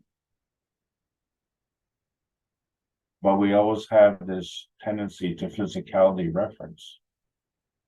Well, the thing is, we made it. So that's the proof that you need of inner space. Because without that, you wouldn't have it. So this no man's land between the red blood cell and the somatid gets crossed over in an environment where the red blood cell basic depends on iron, and so does the somatid, because we're in the earth space. And the fact that this even happens is the proof of inner space anchorage to this space. We are anchored to the earth space. And so our soul spectrum radiates. That's our spectrum feeding. And then that feeding feeds back. That's part of our spectrum feedback. So the combination of the feedback and our Maghreb condition affects our soul spectrum.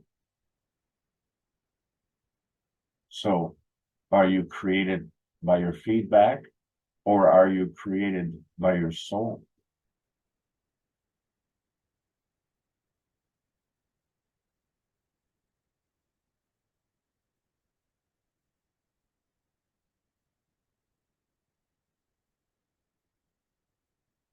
What about the feedback from the interaction? The dynamic plasma interaction?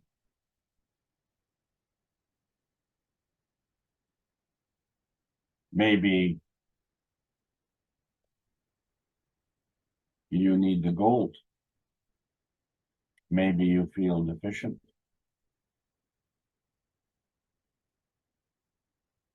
Maybe something else. Whatever that something else is also giving you a feedback. It contributes to who you are. So this is the dynamic plasma that goes beyond your aura. It's part of your feeding radiance, and it feeds back as well. It makes you. That's the difference between the awake state, which is part of the earth space, and the dream state, which is part of your inner space. And this is where our science has to meet the soul of man for peace, because otherwise we will never get into outer space.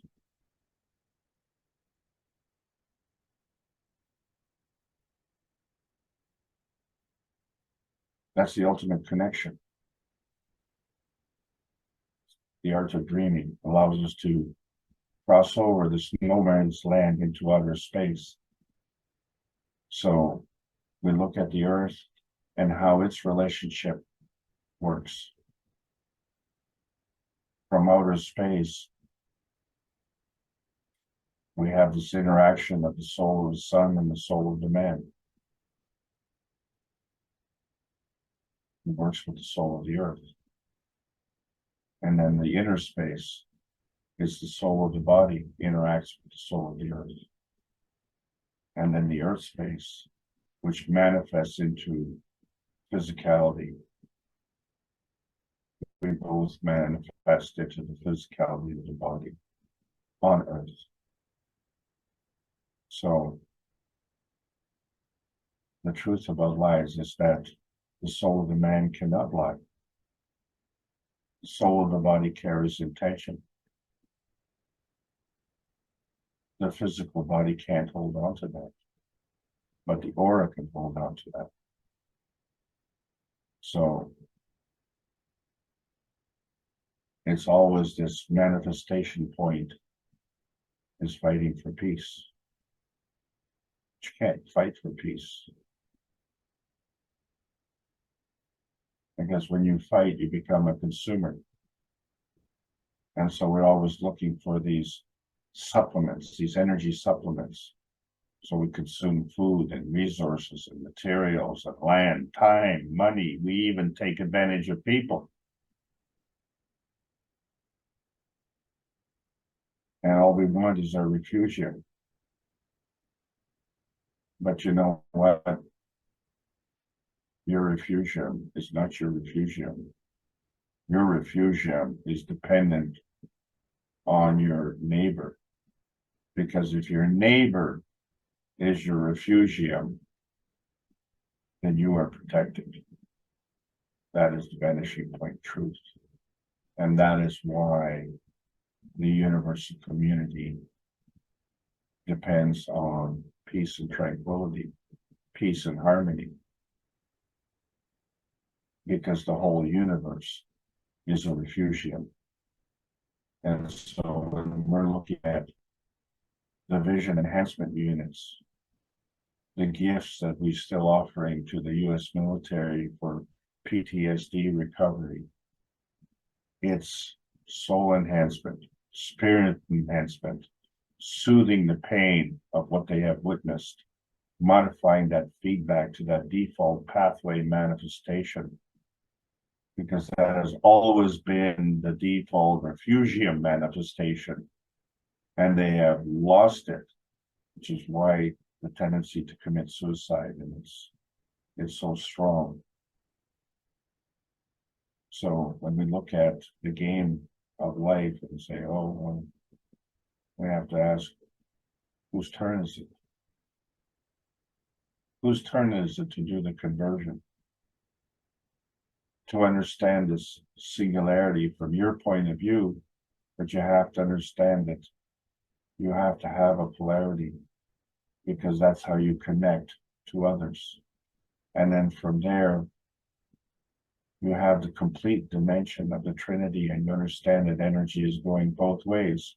So not only in between the individual levels, but from top to bottom, but in all dimensions. So transmission, transition, and transmutation, these are all part of the Magrat conversion, because it's the dynamic transfer that takes you from the point of divergence to the point of convergence through that conversion state.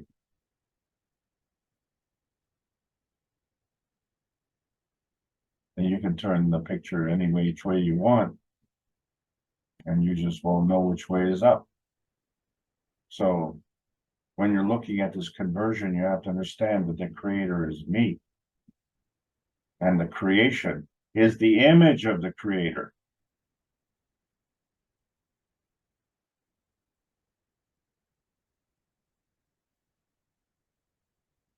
So the creation is not me. The conversion is me.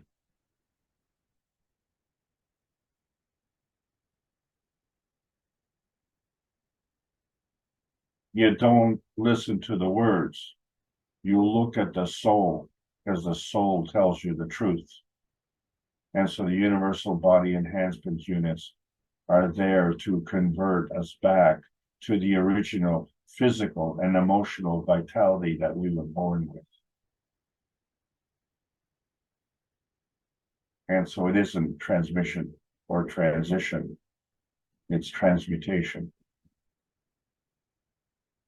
And so it's your turn, Captain.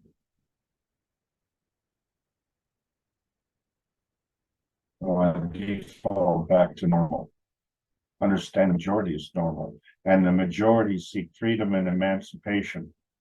The universe is normal. The earth is part of that, and the earth seeks freedom and emancipation. So man's existential crisis defaults to the harvest of this plasmatic energy of the plasma universe. And so when we talk about gain of function, we have to have this gain of understanding of this manifestation point, and gain of understanding of the transparency point, and the gains of insight of the vanishing point, and the gains of knowing the transmutation point, so that we have the gain of universal function. We are all capable to understand the soul harvest manifesting in the emotion of presence, which is that point between the source and the physicality, that balance between non-tangible and tangible. And we see this reflected with the body enhancement and the material enhancement, because it's a two-way street. So we have to understand the sequence. It's the soul of the sun plus the soul of the earth that attracts the soul of the man. And then the soul of the earth plus the soul of the man attracts the soul of the body. And so it's the soul of the earth plus the soul of the body that manifests the physicality of the body. That's the default pathway manifestation sequence.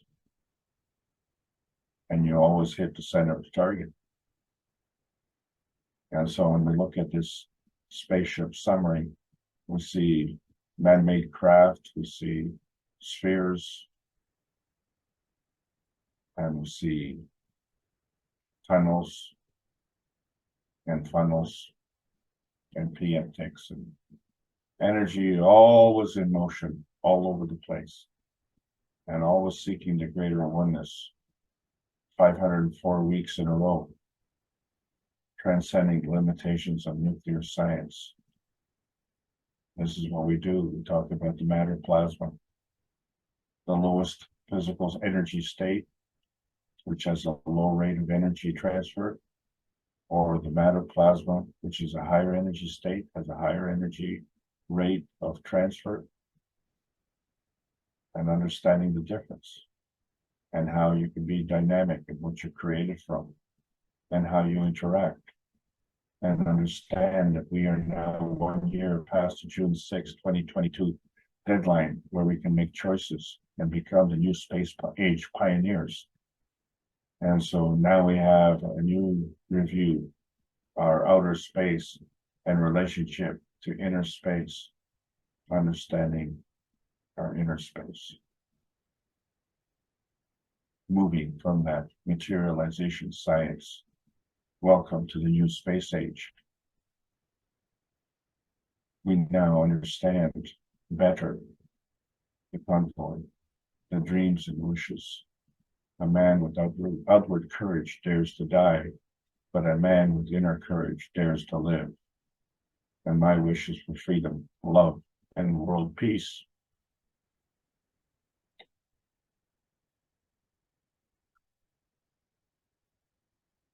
This is the Keshe Foundation Spaceship Institute Teachings of Plasma Science, connecting all the beautiful knowledge seekers. Life's learning lessons transmute your default soul growth. There's a World Peace Treaty. Sign it. Make sure your soul is engaged. The dilution of emotion allows fields of life choices free from boundaries or abuse. The ethos maps your position, and the universal community is your travel guide. See, the speed of love manifests and determines your inner space emotional constructs. The earthbound soul family means this gravitational transformation, enhancing the physical and emotional vitality that comes originally from the emotion of knowledge, which is embodied in the transmutation connection. This connects equally to the universal cosmic rays freedom broadcast channel that broadcasts your inner space, your refugium spectrum that resonates with the spectrum of the proper plasma universe.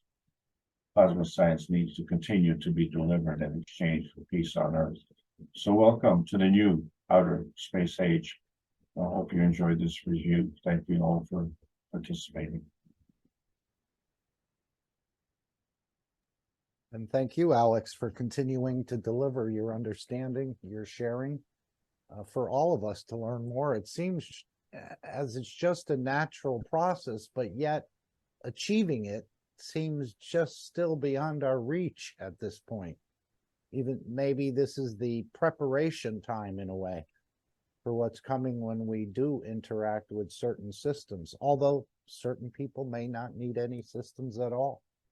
But you've certainly posed a lot of questions and you've made a lot of statements here, which to me seems quite natural, a natural process. It's just that I haven't gotten there yet.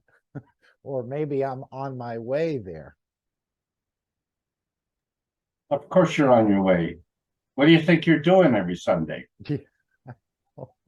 And I think everybody here wants very similar things, to be able to start to apply and play with this understanding and to share it as well. So perhaps slowly we're getting nano-coded or conditioned in a way to be able to work through this with system assist. I think that's an important part at this point. So thank you very much for continuing to share and open our understanding to this knowledge that we all contain, but yet we haven't had the key to open it, or we haven't become wise enough to see it but this is part of the smartening up process. I think we're in a way going through step by step, slowly. Well, last week was a very interesting session that we had. And maybe a lot of people thought we were beating a dead horse here, but it was very important. I had a opportunity to listen to it again. And I wonder if Gail is here. He is here. I am quietly here, yes. Okay, are you ready for round 2? I'm a little bit sleepy at the moment.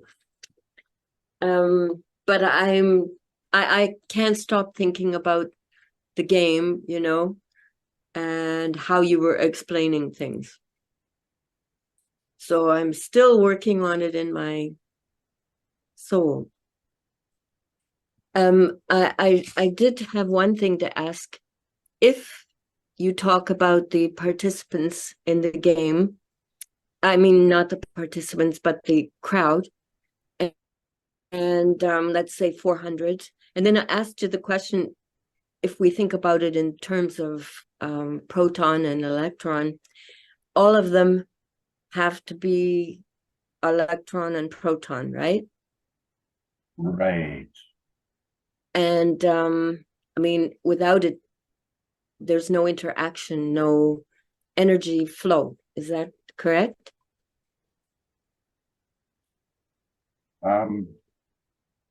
Yes, that's correct. Okay. So a planet that has 100 moons would have internally, instead of like the Earth where we're kind of one core, they might have 100 cores. I'm just trying to get that part. Oh, that's the only part you're Guess- trying to get? You're so funny. At the moment, at the moment, that's what I interpret it as. A whole lot of Okay. cores, or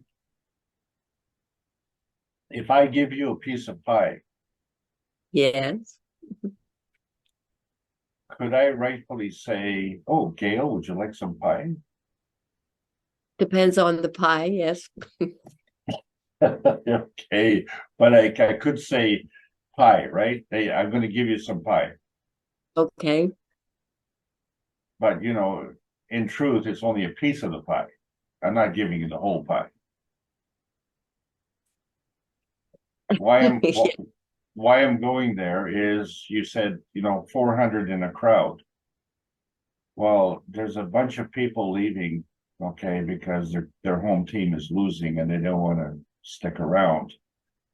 And so 50 people leave. Could you say that there's a crowd of people that decided to leave?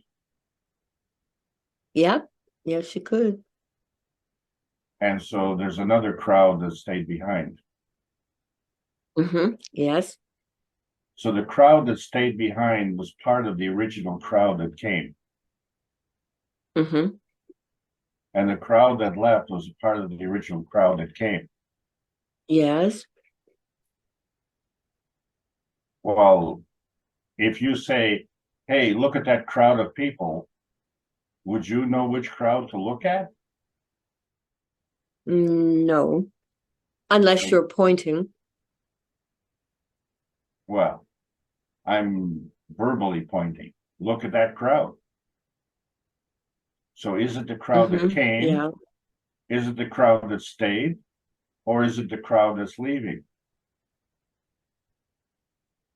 Okay, so this is my point, because first of all, I didn't specify which crowd, and second of all, how big is the crowd?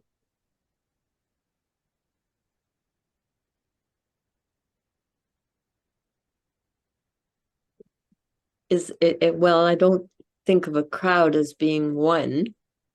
Oh, okay, it's more than one. Good. Okay. How how much is expensive?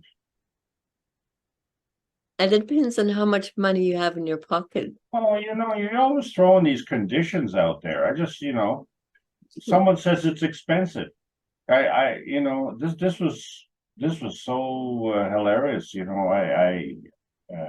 I was traveling through Europe, and I asked someone, "How much is that?" And they said, "Oh, it's expensive." I'm trying to think. Well, how much is expensive? Yeah. In Canada, you say, "Well, how much is that?" The guy would say, "Well, it's $20 or it's $5,000." Oh, okay. Well, I only have $1, so I think $20 is expensive. Well, unless I'm not stupid and I don't understand that it's supposed to be valued for $20, and that would be reasonable. So it's not expensive, it's just fair. Like you said, fair the other day, right? So you were fair. So why would you even ask how much it is? Why are you asking? You can't afford it anyway. You only have $1. Well, I'm just trying to, play the big shot. Well, you're just, you're faking it. If you have $100 in your pocket and then you ask and you think, well, in my mind, I would be prepared to pay $20 for that because that seems fair. And then you ask him, well, how much is that? And he says, well, it's $20. Oh, the first thing comes to your mind is this, well, that's a fair price, right? And I can afford that. And I've already made up my mind that that's a fair price and I can afford it. So I'll give you the $20. But there are those who want to make a deal. And it doesn't matter what price you give them, they will always want to negotiate a lower price. Okay. Yes. Okay, because in their mind, fairness includes the negotiation. All right, this is a characteristic that I found out from a lot of Middle Eastern people. They never pay the asking price, so you have to go through this negotiation back and forth, right? And it's time consuming and it's tedious. And then you find whether it's $50 or $5,000, a rich person will always want to negotiate because it's the thrill of the negotiation. And so, I said to one chap, he was bragging that he paid $5,000 for something. And I had something for $50, and he says, "Oh, I'll give you 40 for that." So I was thinking, well, why are you negotiating with me for $10? Why didn't you negotiate with the guy you were paying $5,000 for $10? I at $50, I need the $50. The guy with $5,000, if you give him $4,990, he may say, okay, it's the same thing. It's close. I'll fudge it. You know what I'm saying? But that's not the point. The point is, they want to negotiate. They don't want to be fair. Fair is for losers. This is one of the reasons, when I go into a deal, I never negotiate. What's the price?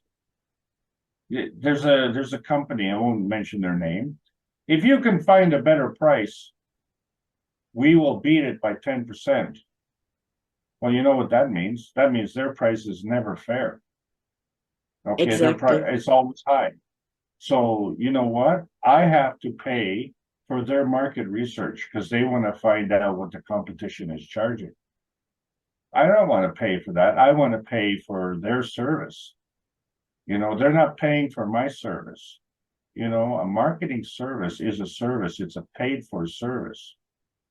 So now you're begging for me to give you this service of doing this market research, which you don't want to pay for, and then you turn around and you make it cheaper because I found out that someone else would pay it cheaper.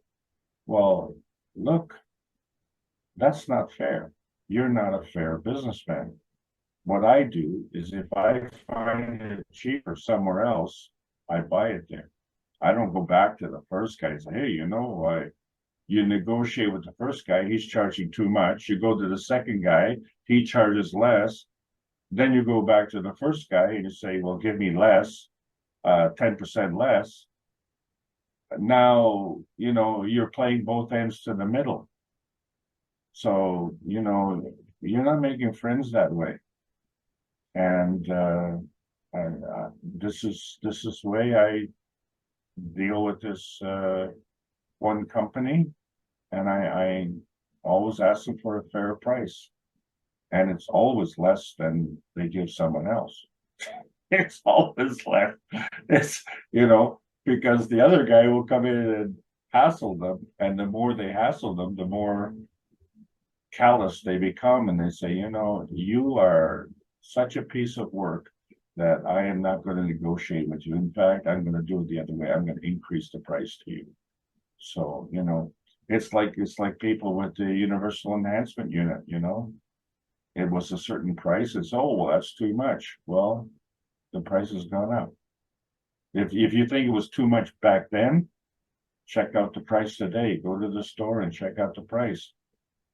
Now you have a whole new definition of what is too much. So, it was expensive when it was cheap. Now it's expensive when it's expensive. So I asked you in the beginning, how much is expensive? Obviously, for the one who wants to negotiate, it's always expensive.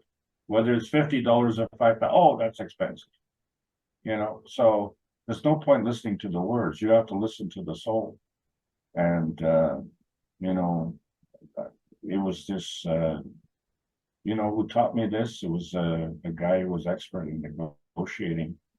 When the guy comes in with a SUV, the tires on the SUV were $300 each. The SUV was probably $100,000, and he wanted to buy a $5 item, and he says, I'll give you $4 for it.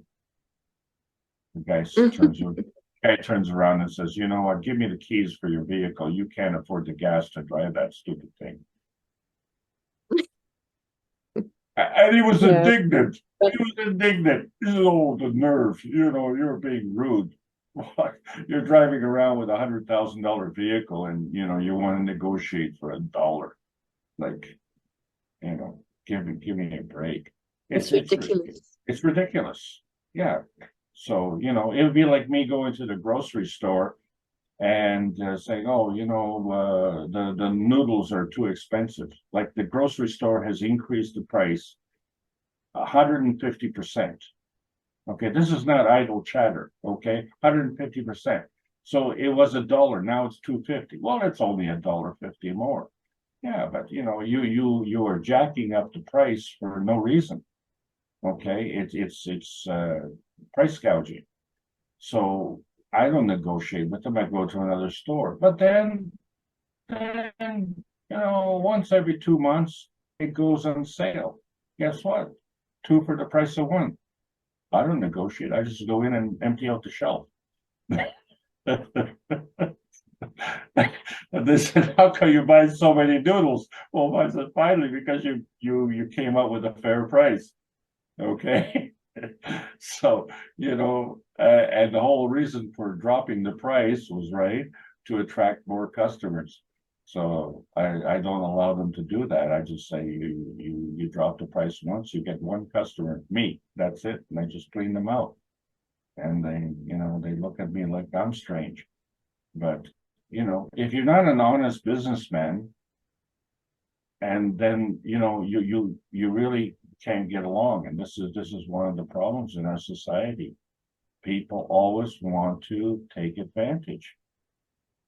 If you go to a farmer's market, that person planted the seed, nourished it, took care of it, harvested it, paid to come to the market, offers you the thing, and then you say, it's too expensive.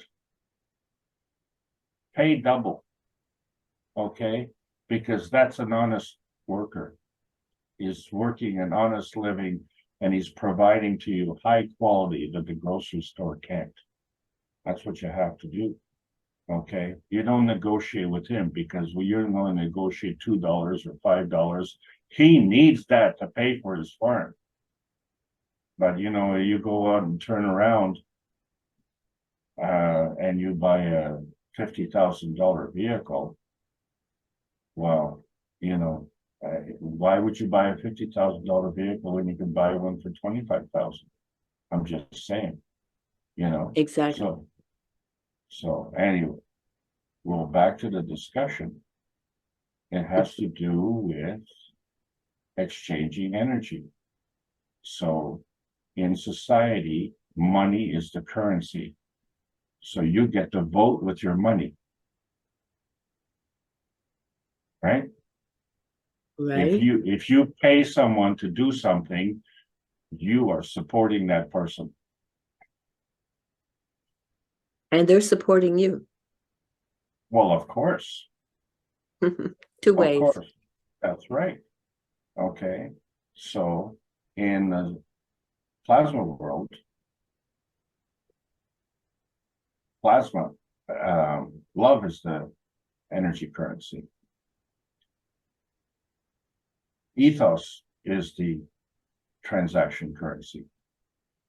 Okay. So this is where you get the synergy from. So if you're giving that energy, then you're co-opting that energy. So you don't give of yourself. You don't, you know, you give a part of yourself. And so that what you're giving is a seed to grow. So that becomes now your neighbor. So when your neighbor is growing and when your neighbor is healthy, then you're protected.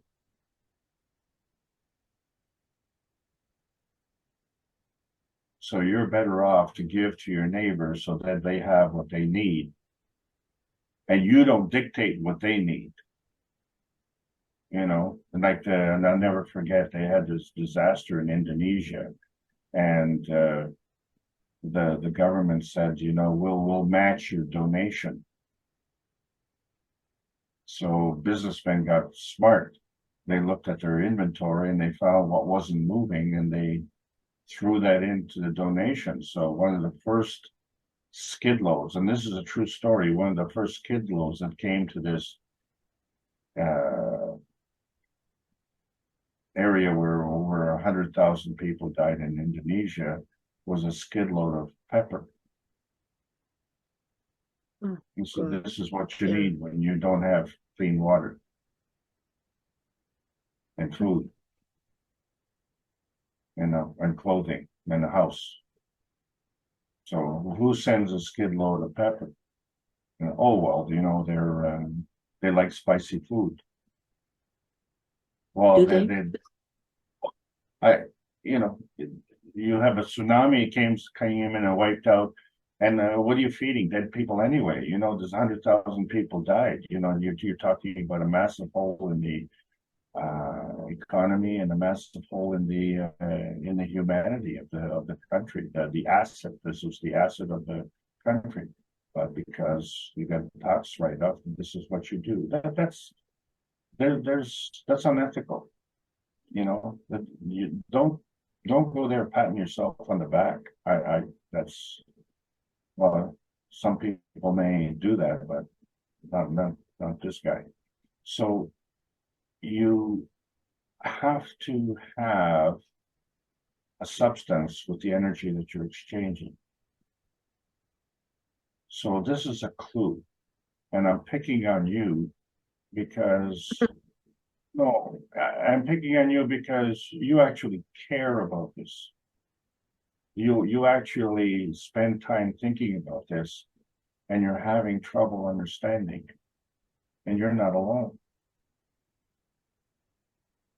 See, the point is that you have a neutron.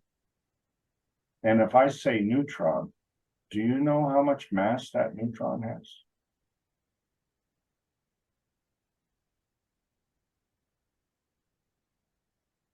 Alex, can you still hear me?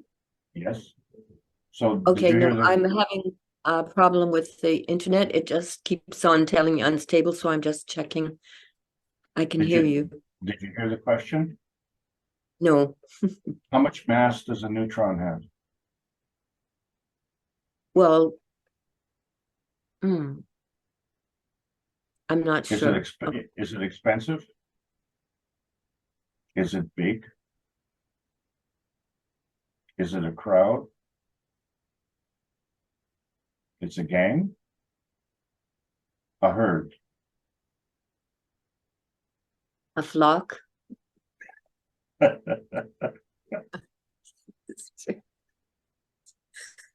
Okay. So you don't know, No. Mm-mm. but you do know that from the neutron, you can create an electron-proton combination. We call that an atom. Yes. So is the neutron gravitational or magnetic?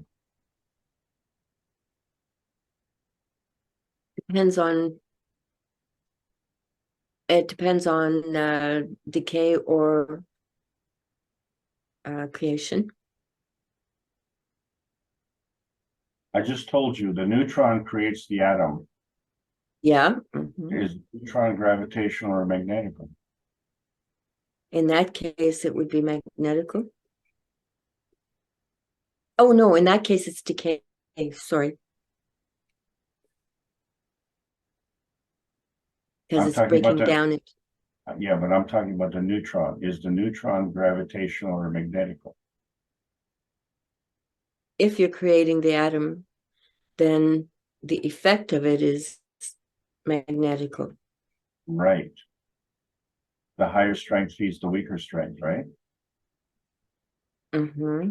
So which one is the gravitational?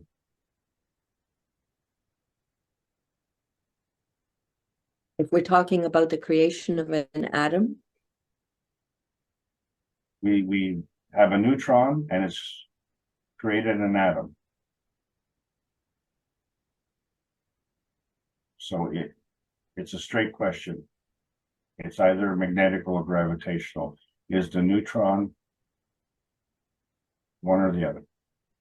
well, I would say if you're creating it would have to be magnetical, but I think there's more to it than that.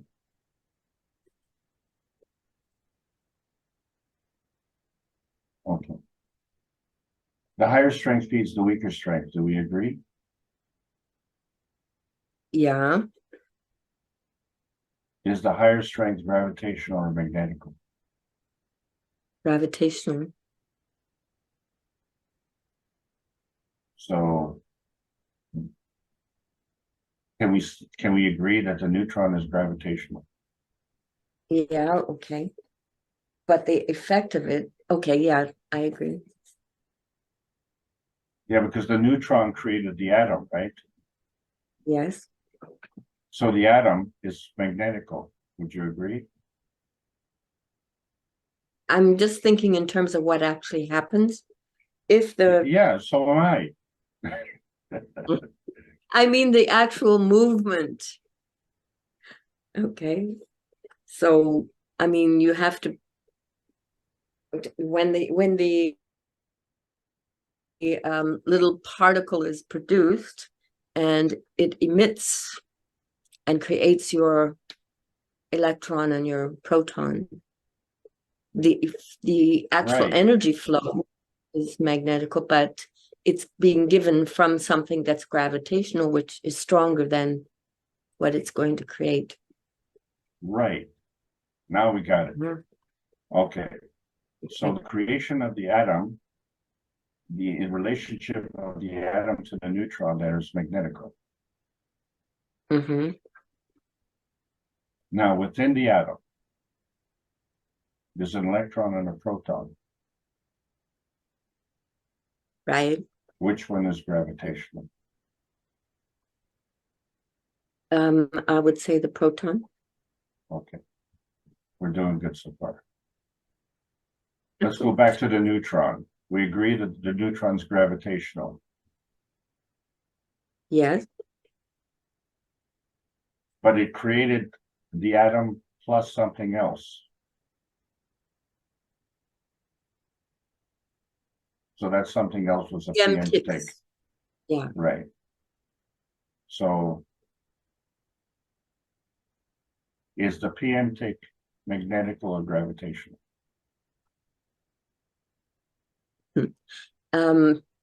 Well, that's why I was talking about which way are we going.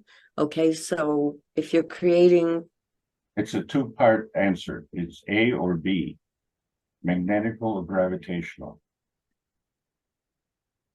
well, magnetical, if it's right? creation, yeah, No, Gail, yes. You stay with the said program. Stay with the program. You have a neutron, it creates an atom. So the atom is magnetical, right? yeah, So the neutron creates the atom. Now the next sentence is the neutron creates the PM tick. Is the PM tick gravitational or magnetical? magnetical, Right. So both the PM tick and the atom are magnetical in relation to the neutron. Agree? okay. Grudgingly? You agree grudgingly? I'm fearing that there is a trick. Yeah, there is a trick. Oh God. Can Yeah, you have a maggrav without a magnetical gravitational relationship? no, Oh, you can't. no. Okay, you're sure. Well, yes. Okay, good. This is progress. Okay. So if you look at the structure of a maggrav, what does it consist of? Well, it has to have magnetical and gravitational balancing or Right, but it has components in there, yes. and those components are Um, I think I want you to actually help me with this, I am helping you with that. but Okay. They're made up of matter, right? sorry, they may. They are made up of matter. A maggrav is made up of matter. Okay. What kind of matter?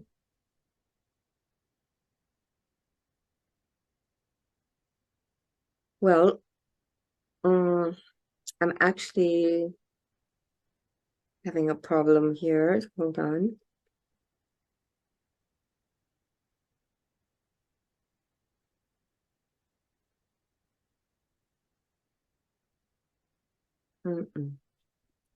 So when we talk about a maggrav, I actually have not I understand the two coil thing, but I don't understand all of the other parts that you're talking about.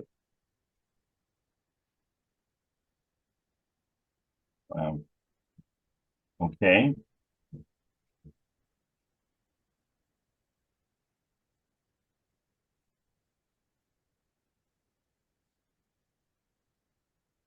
Mm, You see this picture?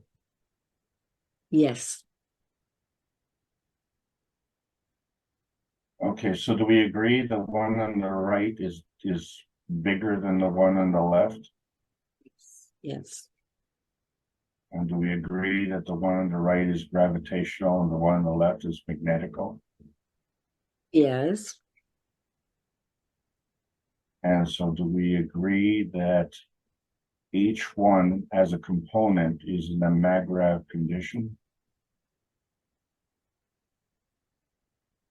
It's part of the maggrav condition, yes. No, each one is a maggrav condition. You mean within, okay, hold on.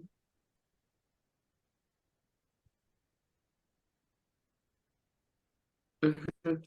Okay, so because each one, yes, because each one is going to be, I mean, they're in a combination, a movement, and the same thing is going to happen because one will end up giving and they both end up giving and taking.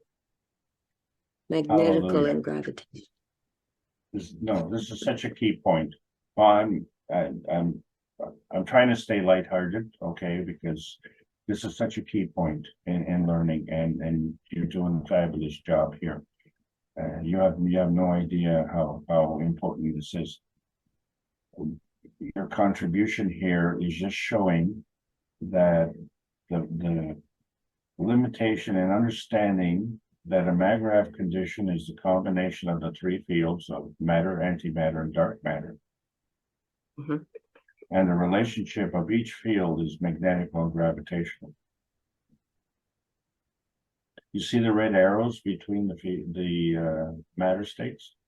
Yes. Two-way street. It's a two-way street. Yeah. Yes. And then the gravitational on the right interacts with the gravitational on the left. The gravitational on the right interacts with the magnetical on the left. Mhm. And then when the other one becomes gravitational, it will interact with, well, that's the point in the middle where they actually cross and become the other. But the This- two together are bound at that crossover point, Mhm. and the two together work. Are you ready? As a Yeah. background. Okay. Because they are balancing dynamically. Mhm. Right. Okay, so all things in combination, right?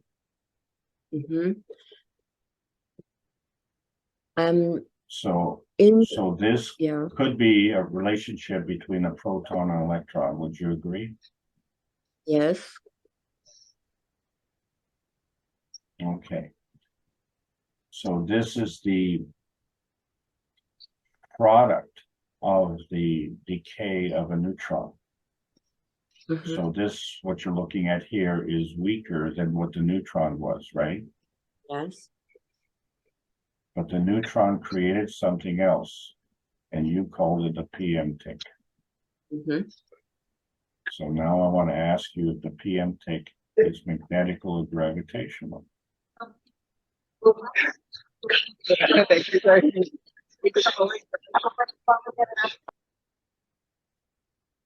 I don't know what that was. Jefferson, I just muted you.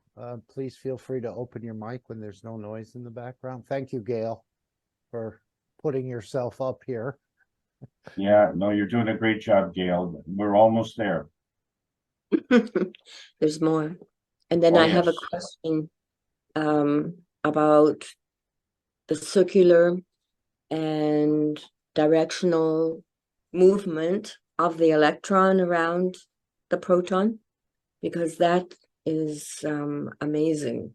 Anyway, go ahead. I'm listening. Can we cover more first? Okay. So you mentioned there's a direction, and you mentioned there's movement. Mhm. Would you say that the PM tick has those characteristics? Yes. Would you say that the PM tick then would have to have the characteristics enclosed within it of magnetical and gravitational force fields? Yes. Okay. So the direction is magnetical, and the maggrav core is gravitational, right? Yes. So now I'm going to tell you something. A neutron breaks down into an atom, and an atom is an electron-proton combination. And a hydrogen consists of an electron-proton. Yes.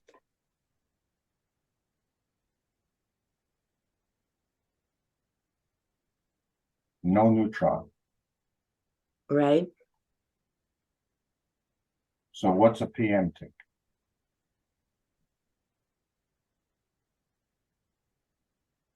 Well, it could be another hydrogen going, yeah, it should be hydrogen. Oh, is the light turning on? The dimmer switch? You know, is there a glow? And this is how we end up with another neutron eventually. Well, eventually, when enough PM ticks come together, they will form the neutron. Again, okay. So what is And the difference between the PM tick and the atom? well, it has a magnetosphere in a way. No, Oh, they have it to have a has, magnetosphere. They're Maglev conditioned. and Yeah. then well, we can call it an infinity loop. The interaction between the two. Yes, of course there's an interaction, but there's a difference between why is the neutron producing an electron and a PM tick? You just said that the electron as a, I'm sorry, the atom as an electron-proton combination is a hydrogen, and then you said the PM tick is a hydrogen. Yeah, so in other words, there's decay, and it's producing the electron and the proton, okay, and then the PM tick is the extra part that the neutron is lost. Right? Well, there's a difference between the two. There has to be a difference between the two because they're not the same. Yet you call them hydrogen. Yeah, I You do. called both of them hydrogen, but they're not the same. So what is the difference? If I say car, so you drive a car, I drive a car. They're not the same car. What's the Well, difference? um, Okay, I drive a Dodge. What kind of car do you drive? I drive a taxi. You drive a taxi. Okay. Okay. So that's the difference. Yours is a taxi, mine's a Dodge. So what's the difference between the atom and the PM tick?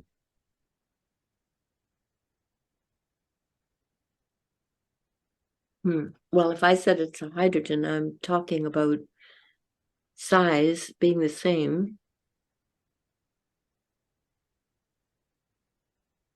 I'm not sure really.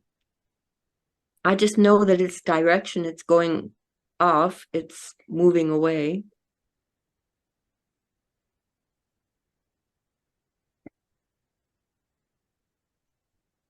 And it's not, I mean, it will become something with others. Well, Gail, this is where the problem comes in. You have demonstrated the severity of the problem. You have really provided a huge service. It doesn't feel like it, but go How about ahead. if I tell you that the atom contributes to the periodic table of elements?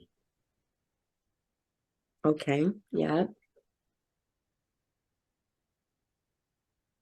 The periodic table of elements, which is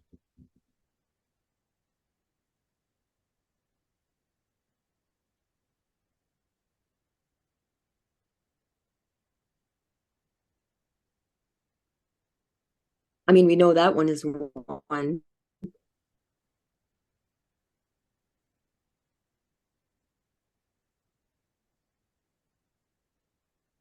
And it loses 50% only of itself unless it wants to I decay.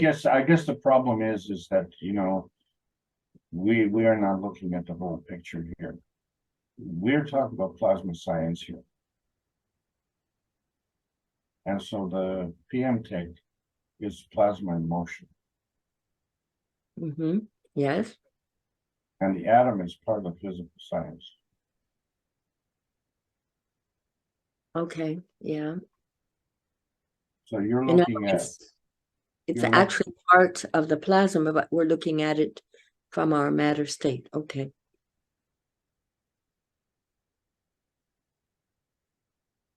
so the atom is a description of a hydrogen according to the periodic table of elements.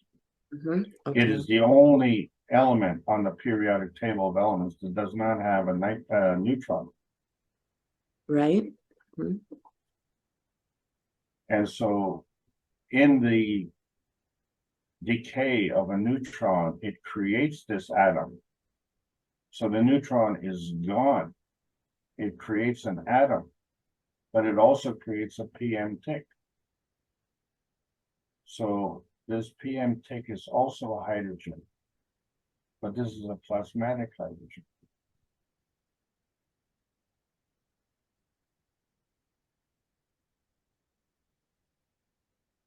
There's a plasmatic hydrogen, there's a physical hydrogen.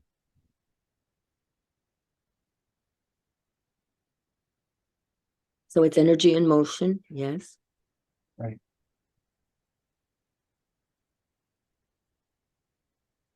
You're not the only one that is having trouble with this. This is a huge, huge problem. You know, just to overcome this little point is like Mount Everest, you know, trying to get over that hump. The PMTIC is a hydrogen, plasma hydrogen in motion. It has to have a magnetical component. It has to have a gravitational component. And it has to have a maggrav condition. Otherwise, it doesn't exist. Mm-hmm. I agree on that one. So a PMTIC does exist. That's the point. It does exist. So it has all those attributes. So in order to have all those attributes, it has to have a combination of 3 different energy states. Matter state, dark matter, antimatter. Antimatter is the highest energy state. Matter state is the lowest energy state. In between that is the dark matter energy state. In between each of these states is a transfer state. You have to maintain a maggrav condition, 3 energy states and 2 in between states.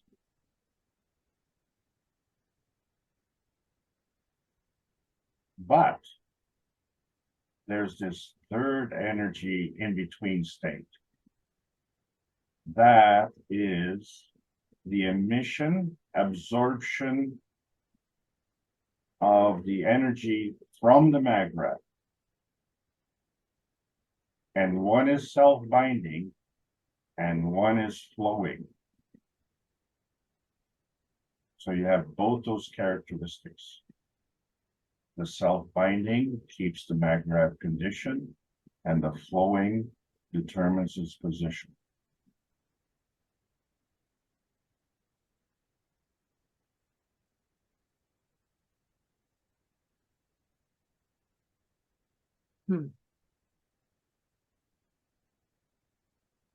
Dale, you've done better than I would have answering these questions. You've done a think so? massive service. Massive service you've done, Gail. Why do I feel like I haven't? Because I'm doing pushing the I'm work. pushing you. Yes, you are. Mark, do you agree with me? Gail, can I ask you a question? By all means. This is Selena. Hi, Selena. Yeah, hi. No, oh no, I'm asking Gail, are you trying to write down a book about plasma?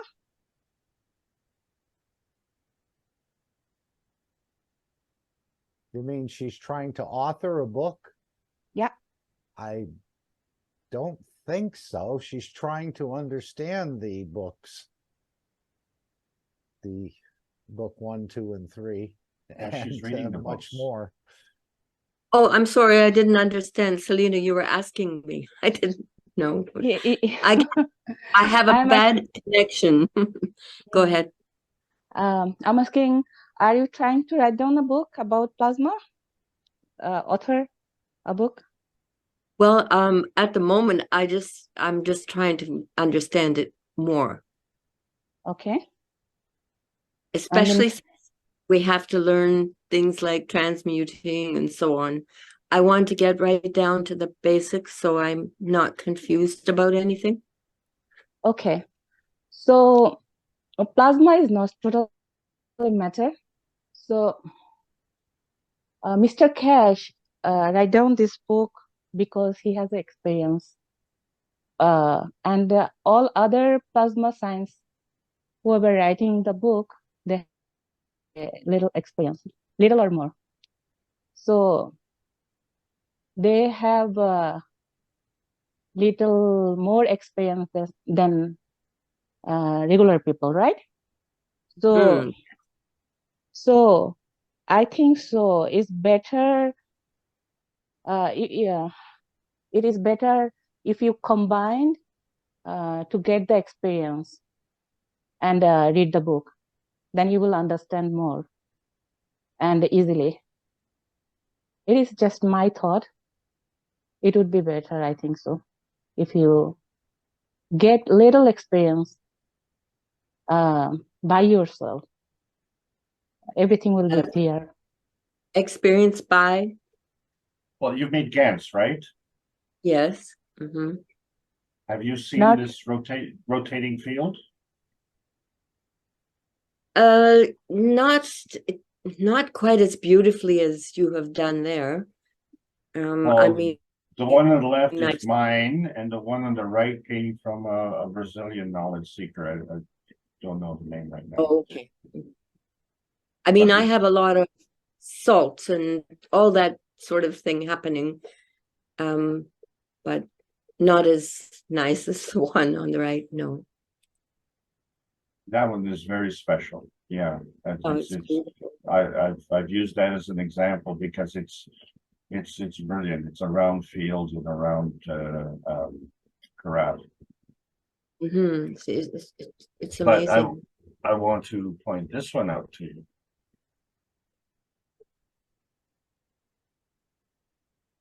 So you see the difference between the in the PM tick? You see, it has to have a negative and a positive charge. Yeah. So it is positive, right? It has a gravitational component. And it's going somewhere, and it knows which direction it's going.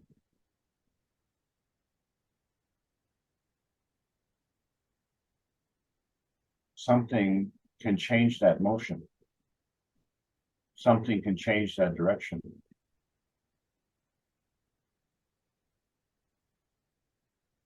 You know, you send your husband to the grocery store and he goes to the pool hall.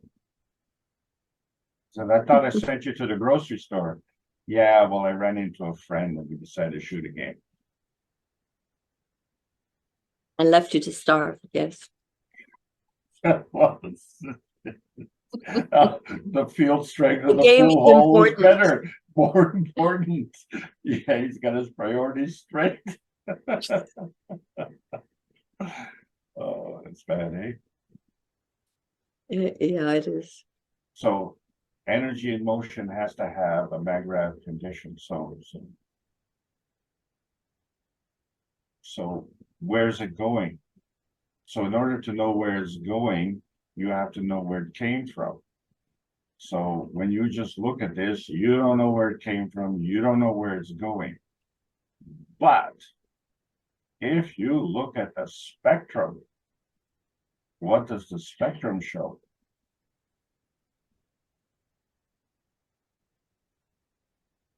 The spectrum of hydrogen, you mean? Or anything? Anything. Well, I always think in terms of isotopes, if you're talking about spectrum, but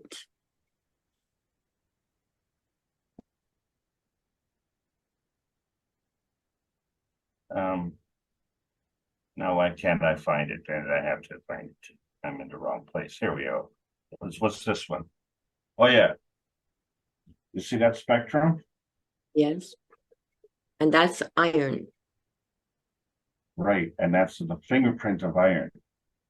Mhm. Or if you went into an ice cream store, that would be the flavor. Right? And how do you make a flavor? Well, you have to add things together. Ah, okay.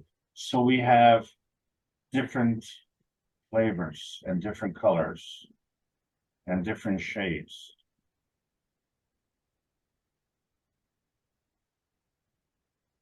Right, so that's one, this is another, totally different. Oh, Okay, so whatever this is a crowd of PM ticks. And they've come together and they've created a neutron. And then that neutron has interacted with the Earth and created an inertia field.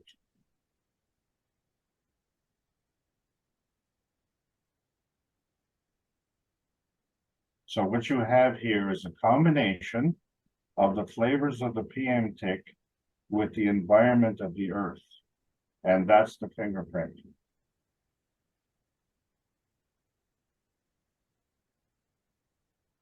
and Now- yeah. Go ahead. And I just wanted to know what is your reason for the moon not rotating? So it's not plasmatic.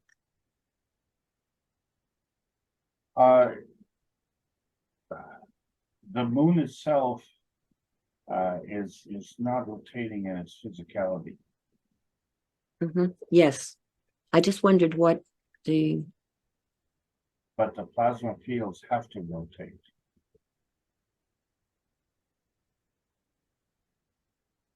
The physical rotation and the plasmatic rotation are two different things. yes, as we see in the Earth, otherwise we would have a very strange rotation. Well, so I have been trying to segregate the plasmatic fields from the physical fields. Okay, because we've pretty well mastered physical science, but we don't understand the plasmatic science. And the reason for it is because we only look at what we see. We don't look at the gaps in between. There's in between the colors. There's gaps in there, right? Right? So those gaps are like nano gaps. Yes. So clearly we have bright lines and shady lines and dark lines. And so you have the full spectrum, but it's not a broad spectrum, it's a fingerprint. Now, this is a light emission in its physicality. And if you were to look at another planet and you found this fingerprint there, then they would have silicon. Yes. right. So therefore, what I'm saying to you right now in English, the hydrogen on this planet is the hydrogen anywhere in the universe. Okay. unique. It's hydrogen. Hello. Okay. The reason it's visible is because of the interaction with the Earth. So if you're looking from Earth to see silicone from another planet, or silicon, sorry, to look at it from another planet, it would have the same fingerprint because you're looking at it from the Earth's environment. Okay. You change the environment, you're going to change the appearance. So, Because this fingerprint includes the flavor of Earth.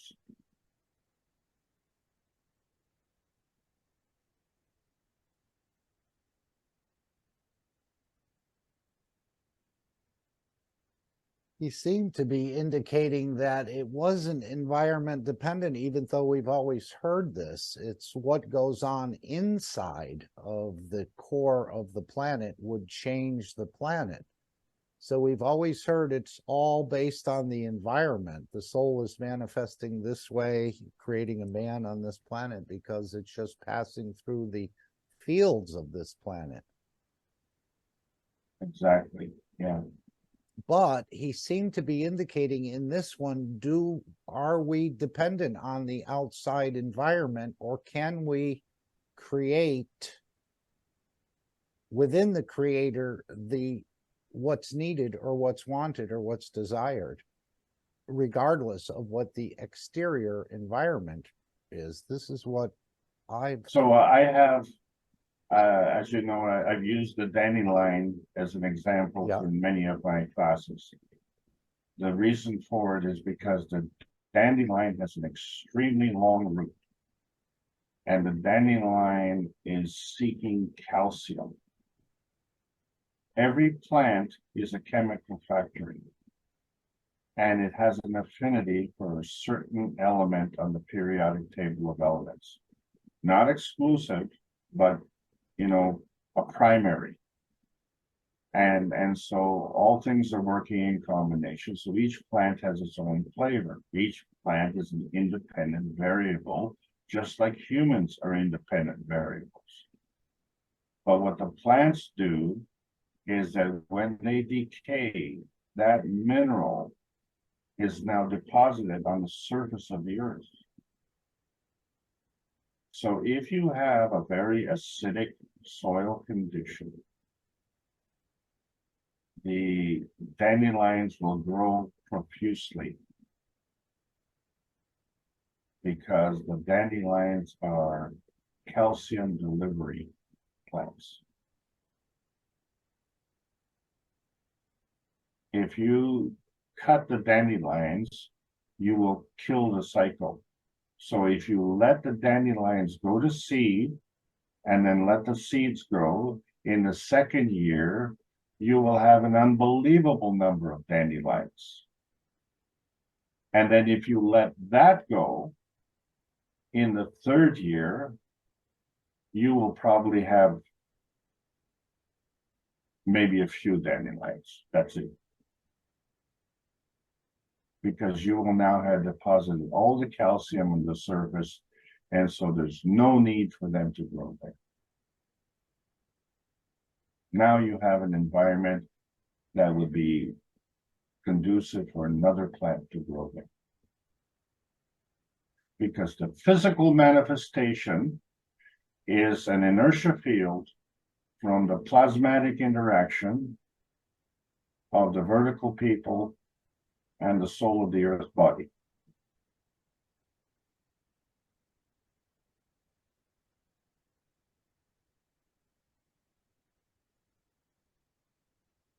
that's beautiful. It's a pioneer. So if you look at the mass confusion that were you going to ask a question, Mark? No. Okay. If you were looking at the mining industry on this earth, right? So we say, oh, why does the copper grow here, Why does the gold grow there? And why does the oil grow there? When the earth is spinning, why isn't it all? I mean, if you put 5 different foods in a bowl and you get a whisk and you start to, whip this thing, you will get a cream. And it'll be a blend of all of these things. And yet, when you open up this mine, you'll get copper, you get gold, you get oil. They're not all messed up, although the earth is spinning. So what is the difference? The difference is when you're cooking, you're mixing everything with a whisk, and everything is being blended together in the physicality.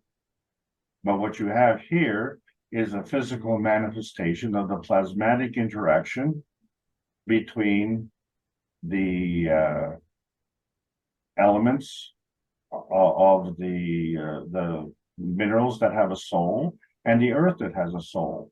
And so the inertia field is created and you have the oil. But what's the difference between oil and metal, like copper or gold? One is fluid and the one is solid. So the fluid flows. So if you extract the oil, more oil will come in its place. If you mine the gold, more gold will come in its place, except that the gold doesn't flow. So that's why you don't see because the rate of change, the way you scoop out the ore out of a mine is much faster than the reproduction of the ore. Whereas with oil, the oil is flowing. So wherever it is flowing from is a source, is the gravitational source. It is at that gravitational source that the oil is flowing. Now, if that is satisfied, then the oil will stop flowing. But since we're drawing more oil, now we're creating a gradient charge. And so there's a flow of oil. And so going back to the source, oh, well, now it'll turn on again. And so that's the difference. So it's the same principle. When you eat food, you put a seed and that seed will grow. So that becomes the source. Or you take a seed of a plant and you put it in the soil and it grows up into a plant. Now, if you harvest that plant, then it'll grow again. But if you don't harvest that plant, then that plant will, and this is why they let fields go fallow. They don't harvest 1 year.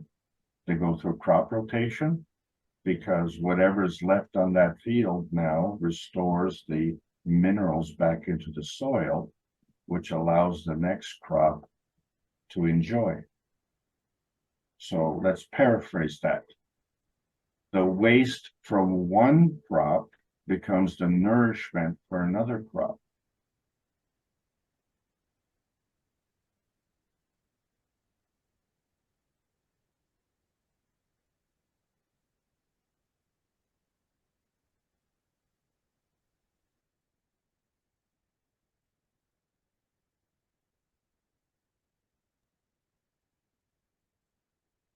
Gail, are we making progress? Have we exhausted this yet, Alex?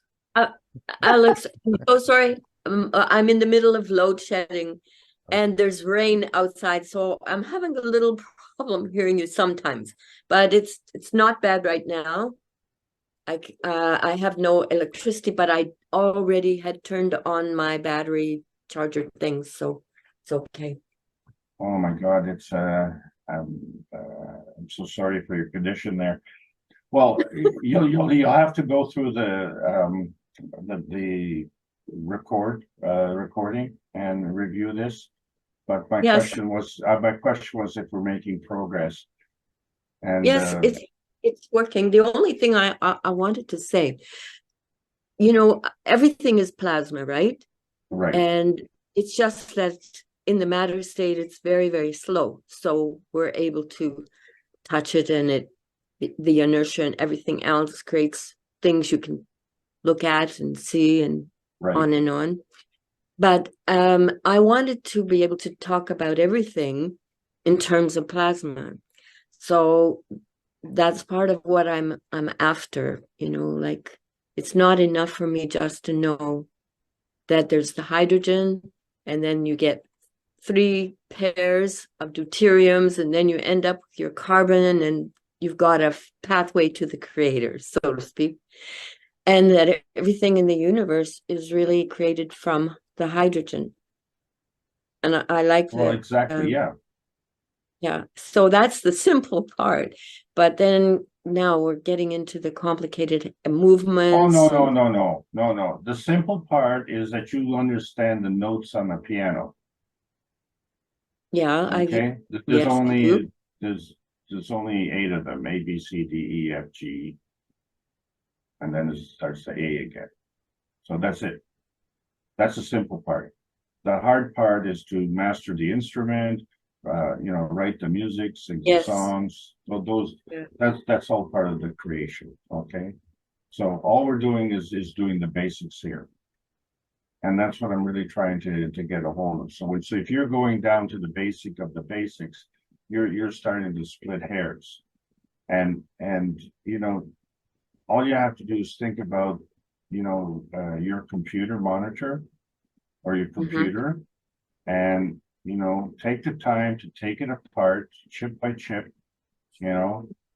transistor by transistor, and analyze each and every one of them, and then put it all back together again in time for next Sunday's meeting. And then we'll talk about power failures. Because you won't be able to put it together again. I'm not touching it. I'm not touching because anything. you don't take it apart to figure out how it works. Okay, it's like training. Well, how does a dog work? Well, let's cut it open and find out. No, you're killing it. This is stupid. Okay, so you have to understand that things always working together, but you have to understand the concept of how these things work together. Okay, so write a book on what makes a successful marriage. You're going to come up with all sorts of things, but there has to be a give and take, right? And the product of a successful marriage is the family. So what is the family? The family is the inertia field that comes from the plasmatic field of the interaction of the two that are creating the family. This is plasma science. This is how it works. This is how the universe works. That's why peace on earth is so important. Okay, and this is why a lot of people don't want that, because to them, they see a marriage, where one wears the pants in the family and the other one does the bidding.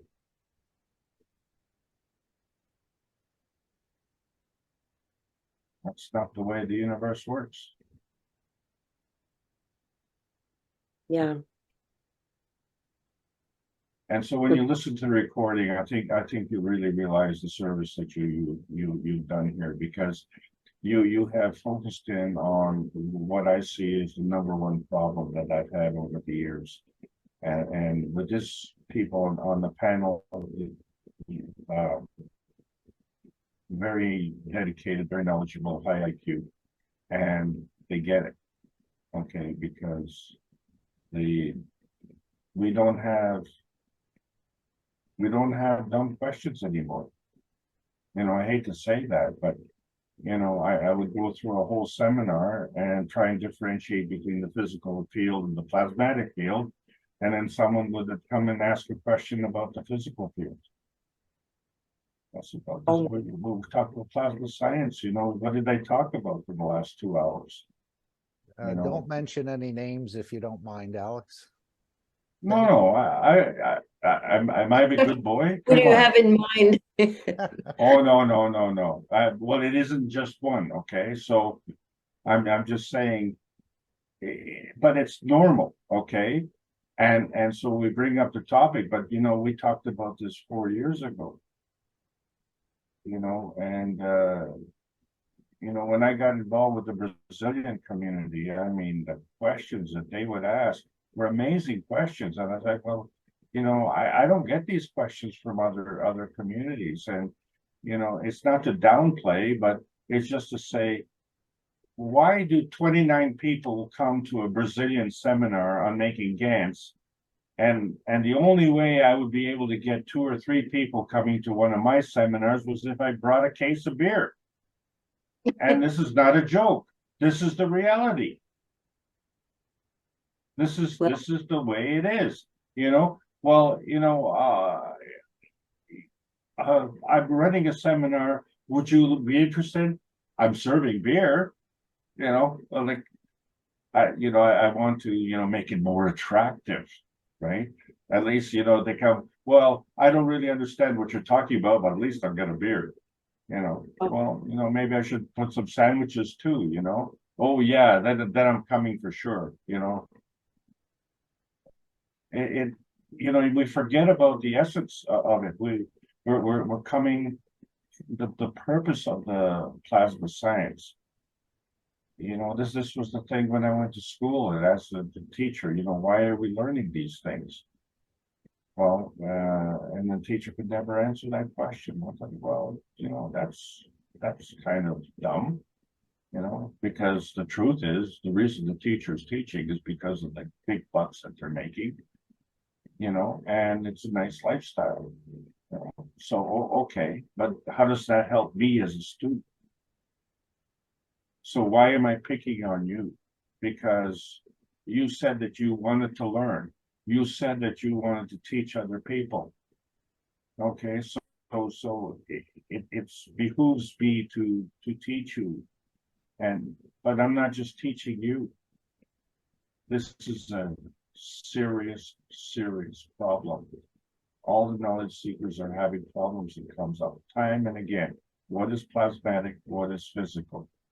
If I say I saw a green light, boom, you know that's physical. If I say I saw a flash, that could be plasmatic.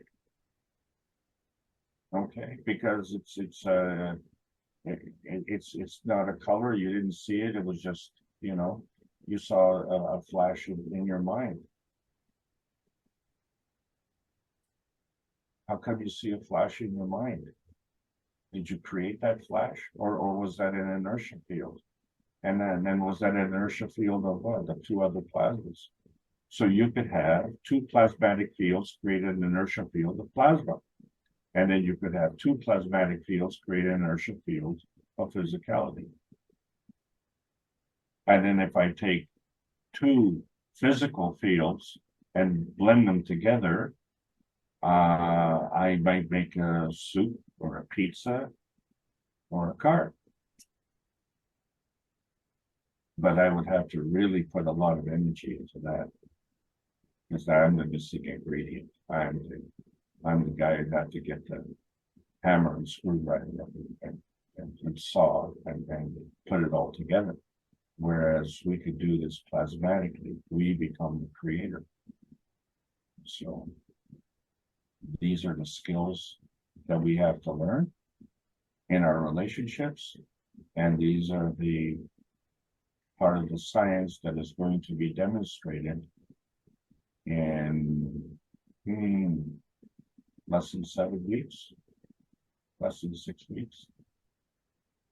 And we have to get used to this new way of thinking. Don't think from the physicality. What did I create? I ate cups of light. I put some nano-coated copper and I created GANs. Well, you are made of GANs.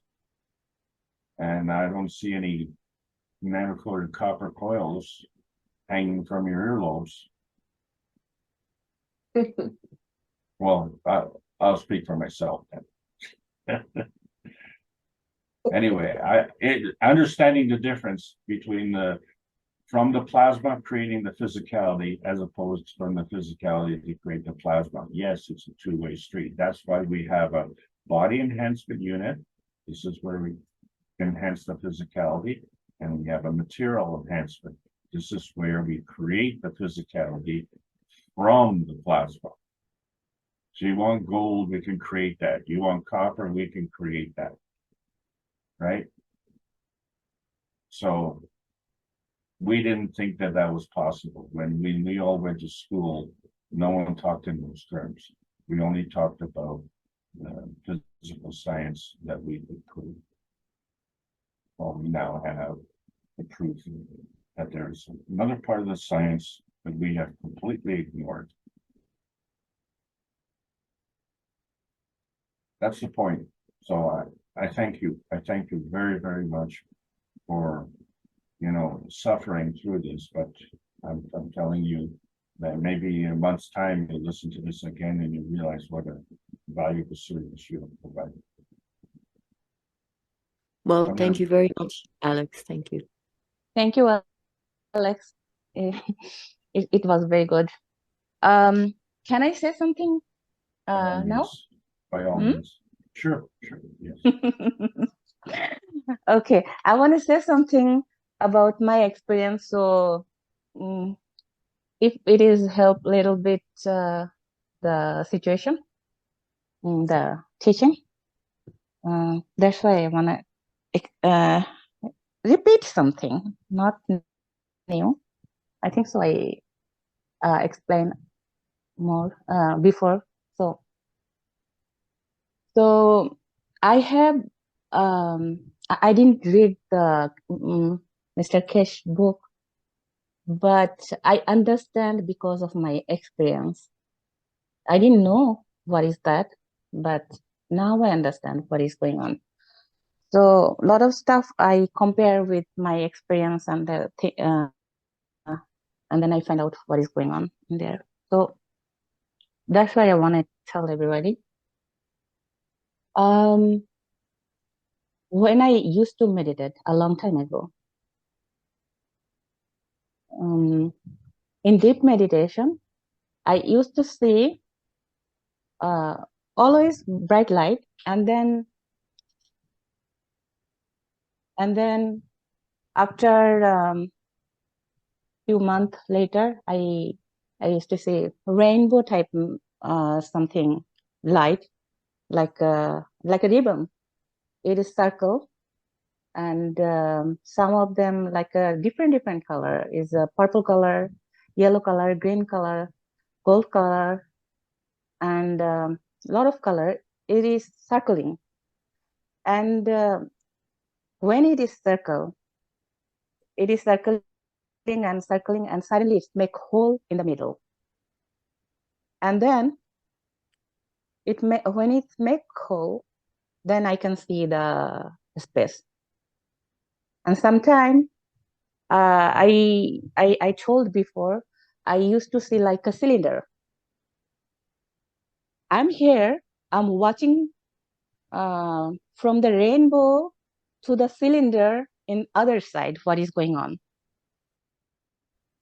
That is one way of seeing the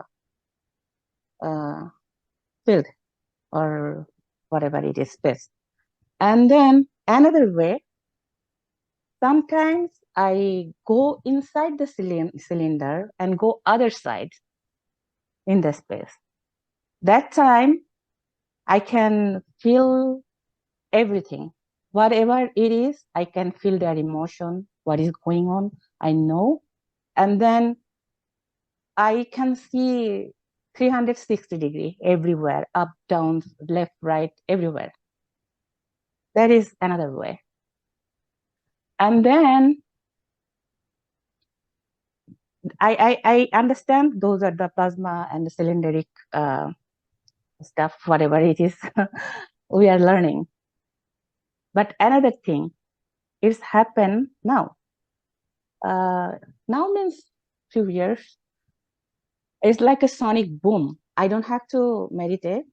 I don't have to do anything. There is like a clouds or like a smoke, something. I can punch and make hole. So there is another thing. Oh, so we didn't start to learn those things yet. But whatever it is, the plasma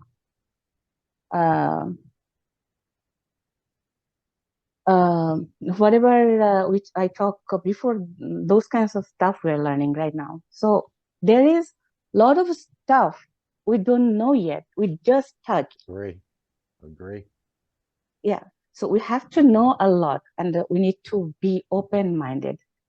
So if we try to understand everything with material way, we're never going to learn. And if we understand easier way and faster way, we have to go to that kinds of experience. Not like a lot of experience, but little bit more whatever we have right now. So that is the way, I think. And that's why I told to learn experience. Not only reading the book and getting the teaching, and we need to experience by ourselves, in our body, in our soul, in our emotion. We have to learn, and that way the change will be coming, and that is the change we are looking for, and that is the way. Yeah, it sounds like you're opening up that curtain or that second eye, perhaps. Yes, you said thank you you. can go into that cylinder and come out on the other side, see everything, feel everything in a 360-degree. So again, Yeah, I agree. This is some of the things we're going to be experiencing, I think, as we charge up these reactors, the soul of physicality and the soul of the man, to certain proportions where things just start to happen because the energies are there. And then he's saying, you know, do we have to eat or even breathe to absorb all these energies, or can we do it directly from the universe without a breath and without a bite of food? I think it's very possible.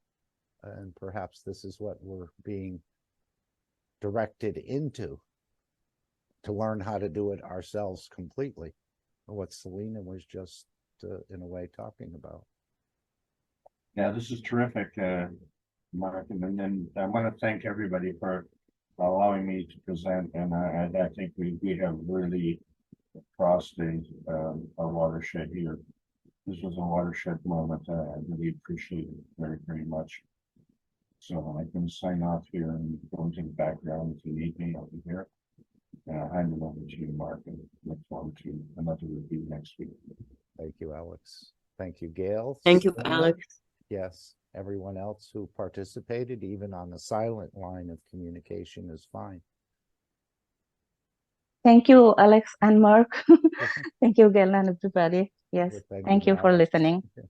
Anyone else have anything they want to bring up before I play the short clip on the Wellness Center, which seems to be the next bigger, of course, the conference, the ambassadors conference is the next biggest thing, it appears, but also this meeting in Macau is another wellness conference that's going to be happening, and maybe we'll hear more about this in the coming weeks. As was just said, it's only a number of weeks away before the ambassadors conference.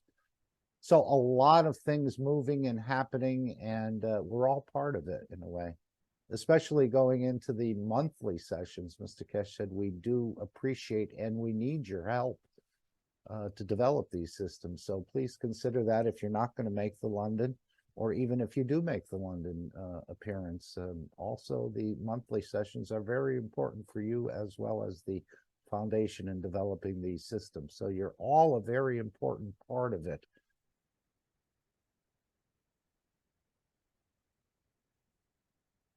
And I don't know what next year will bring. We may see some of these systems coming out, and it does seem like they're right on the edge of massively releasing a number of things, slowly but yet massively.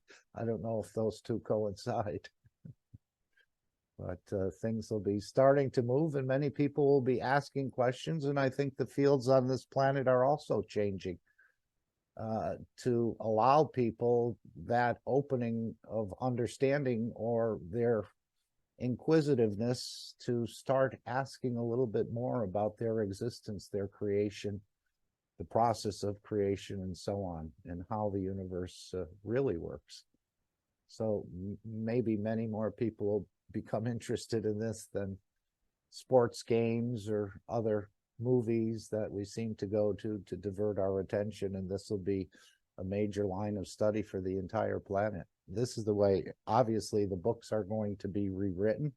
This will take some time. And then, of course, people going through university, but it's all coming together very, very beautifully, softly, but at the same time moving forward, as I see it. So thank you all for being a part of it. Any other comments from anyone they'd like to make, or that you were holding back, you wanted to bring up? I'd like to thank Gail for the excellent teaching she's been providing us lately. Yes, agree. An expansion of awareness. We're all in this together to learn and experience. Wow. Thank you, Randy. You're welcome. But I didn't do anything. I just sort of tried to interact.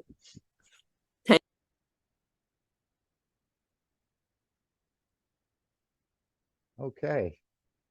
Thank you all. Of course, we have the students are starting the classes again this week. I think they'll start on Tuesday with an orientation. So you can find that in the student channel on Telegram. I think the first schedule has been put up.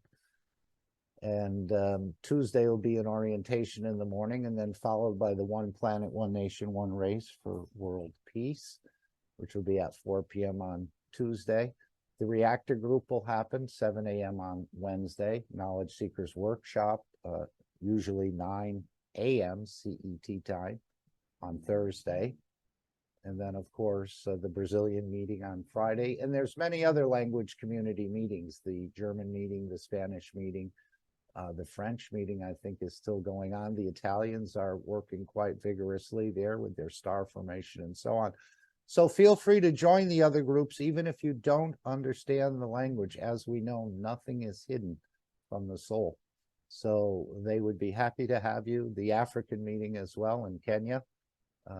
Feel free to stop in, and they would be happy to have you. And you may gain more than you think you would have, even though you don't understand the physical language. And we've been trying that and practicing that, and I think it does work. So I'm going to play the little clip of the wellness system, the final disclaimer, and the meeting will come to an end. Again, anyone want to bring anything else, have any questions about conferences or monthly sessions? And again, this is the important part, to try and attend London or even Beijing. Again, Mr. Kesh said you couldn't buy your way into the Beijing conference, but you may get voted into it. So there's many things going on in the background, and we'll see some of these taboos broken in London. And then further, taking it further into China. As we know, even some of these space cities are being developed or planned right at this very moment, as Dean likes to say. So thank you all for being a part of it, bringing the change, understanding more so you can share more in the future. Nobody has it all, but we're working towards understanding the totality more and more. Thank you, Randy. And thank each and every one of you for being here and being part of this change. Even though we may not understand our role fully at this point, there'll be something for each and every one of us to do and to further this development and the peace on the planet, as well as interaction with the universal community, which is very, I'm sure they're anticipating this quite strongly as well, how it's all going to work out. And they're showing us some things, we're going to be showing them some things. So this is a whole new world for this beautiful planet Earth. So thank you all again.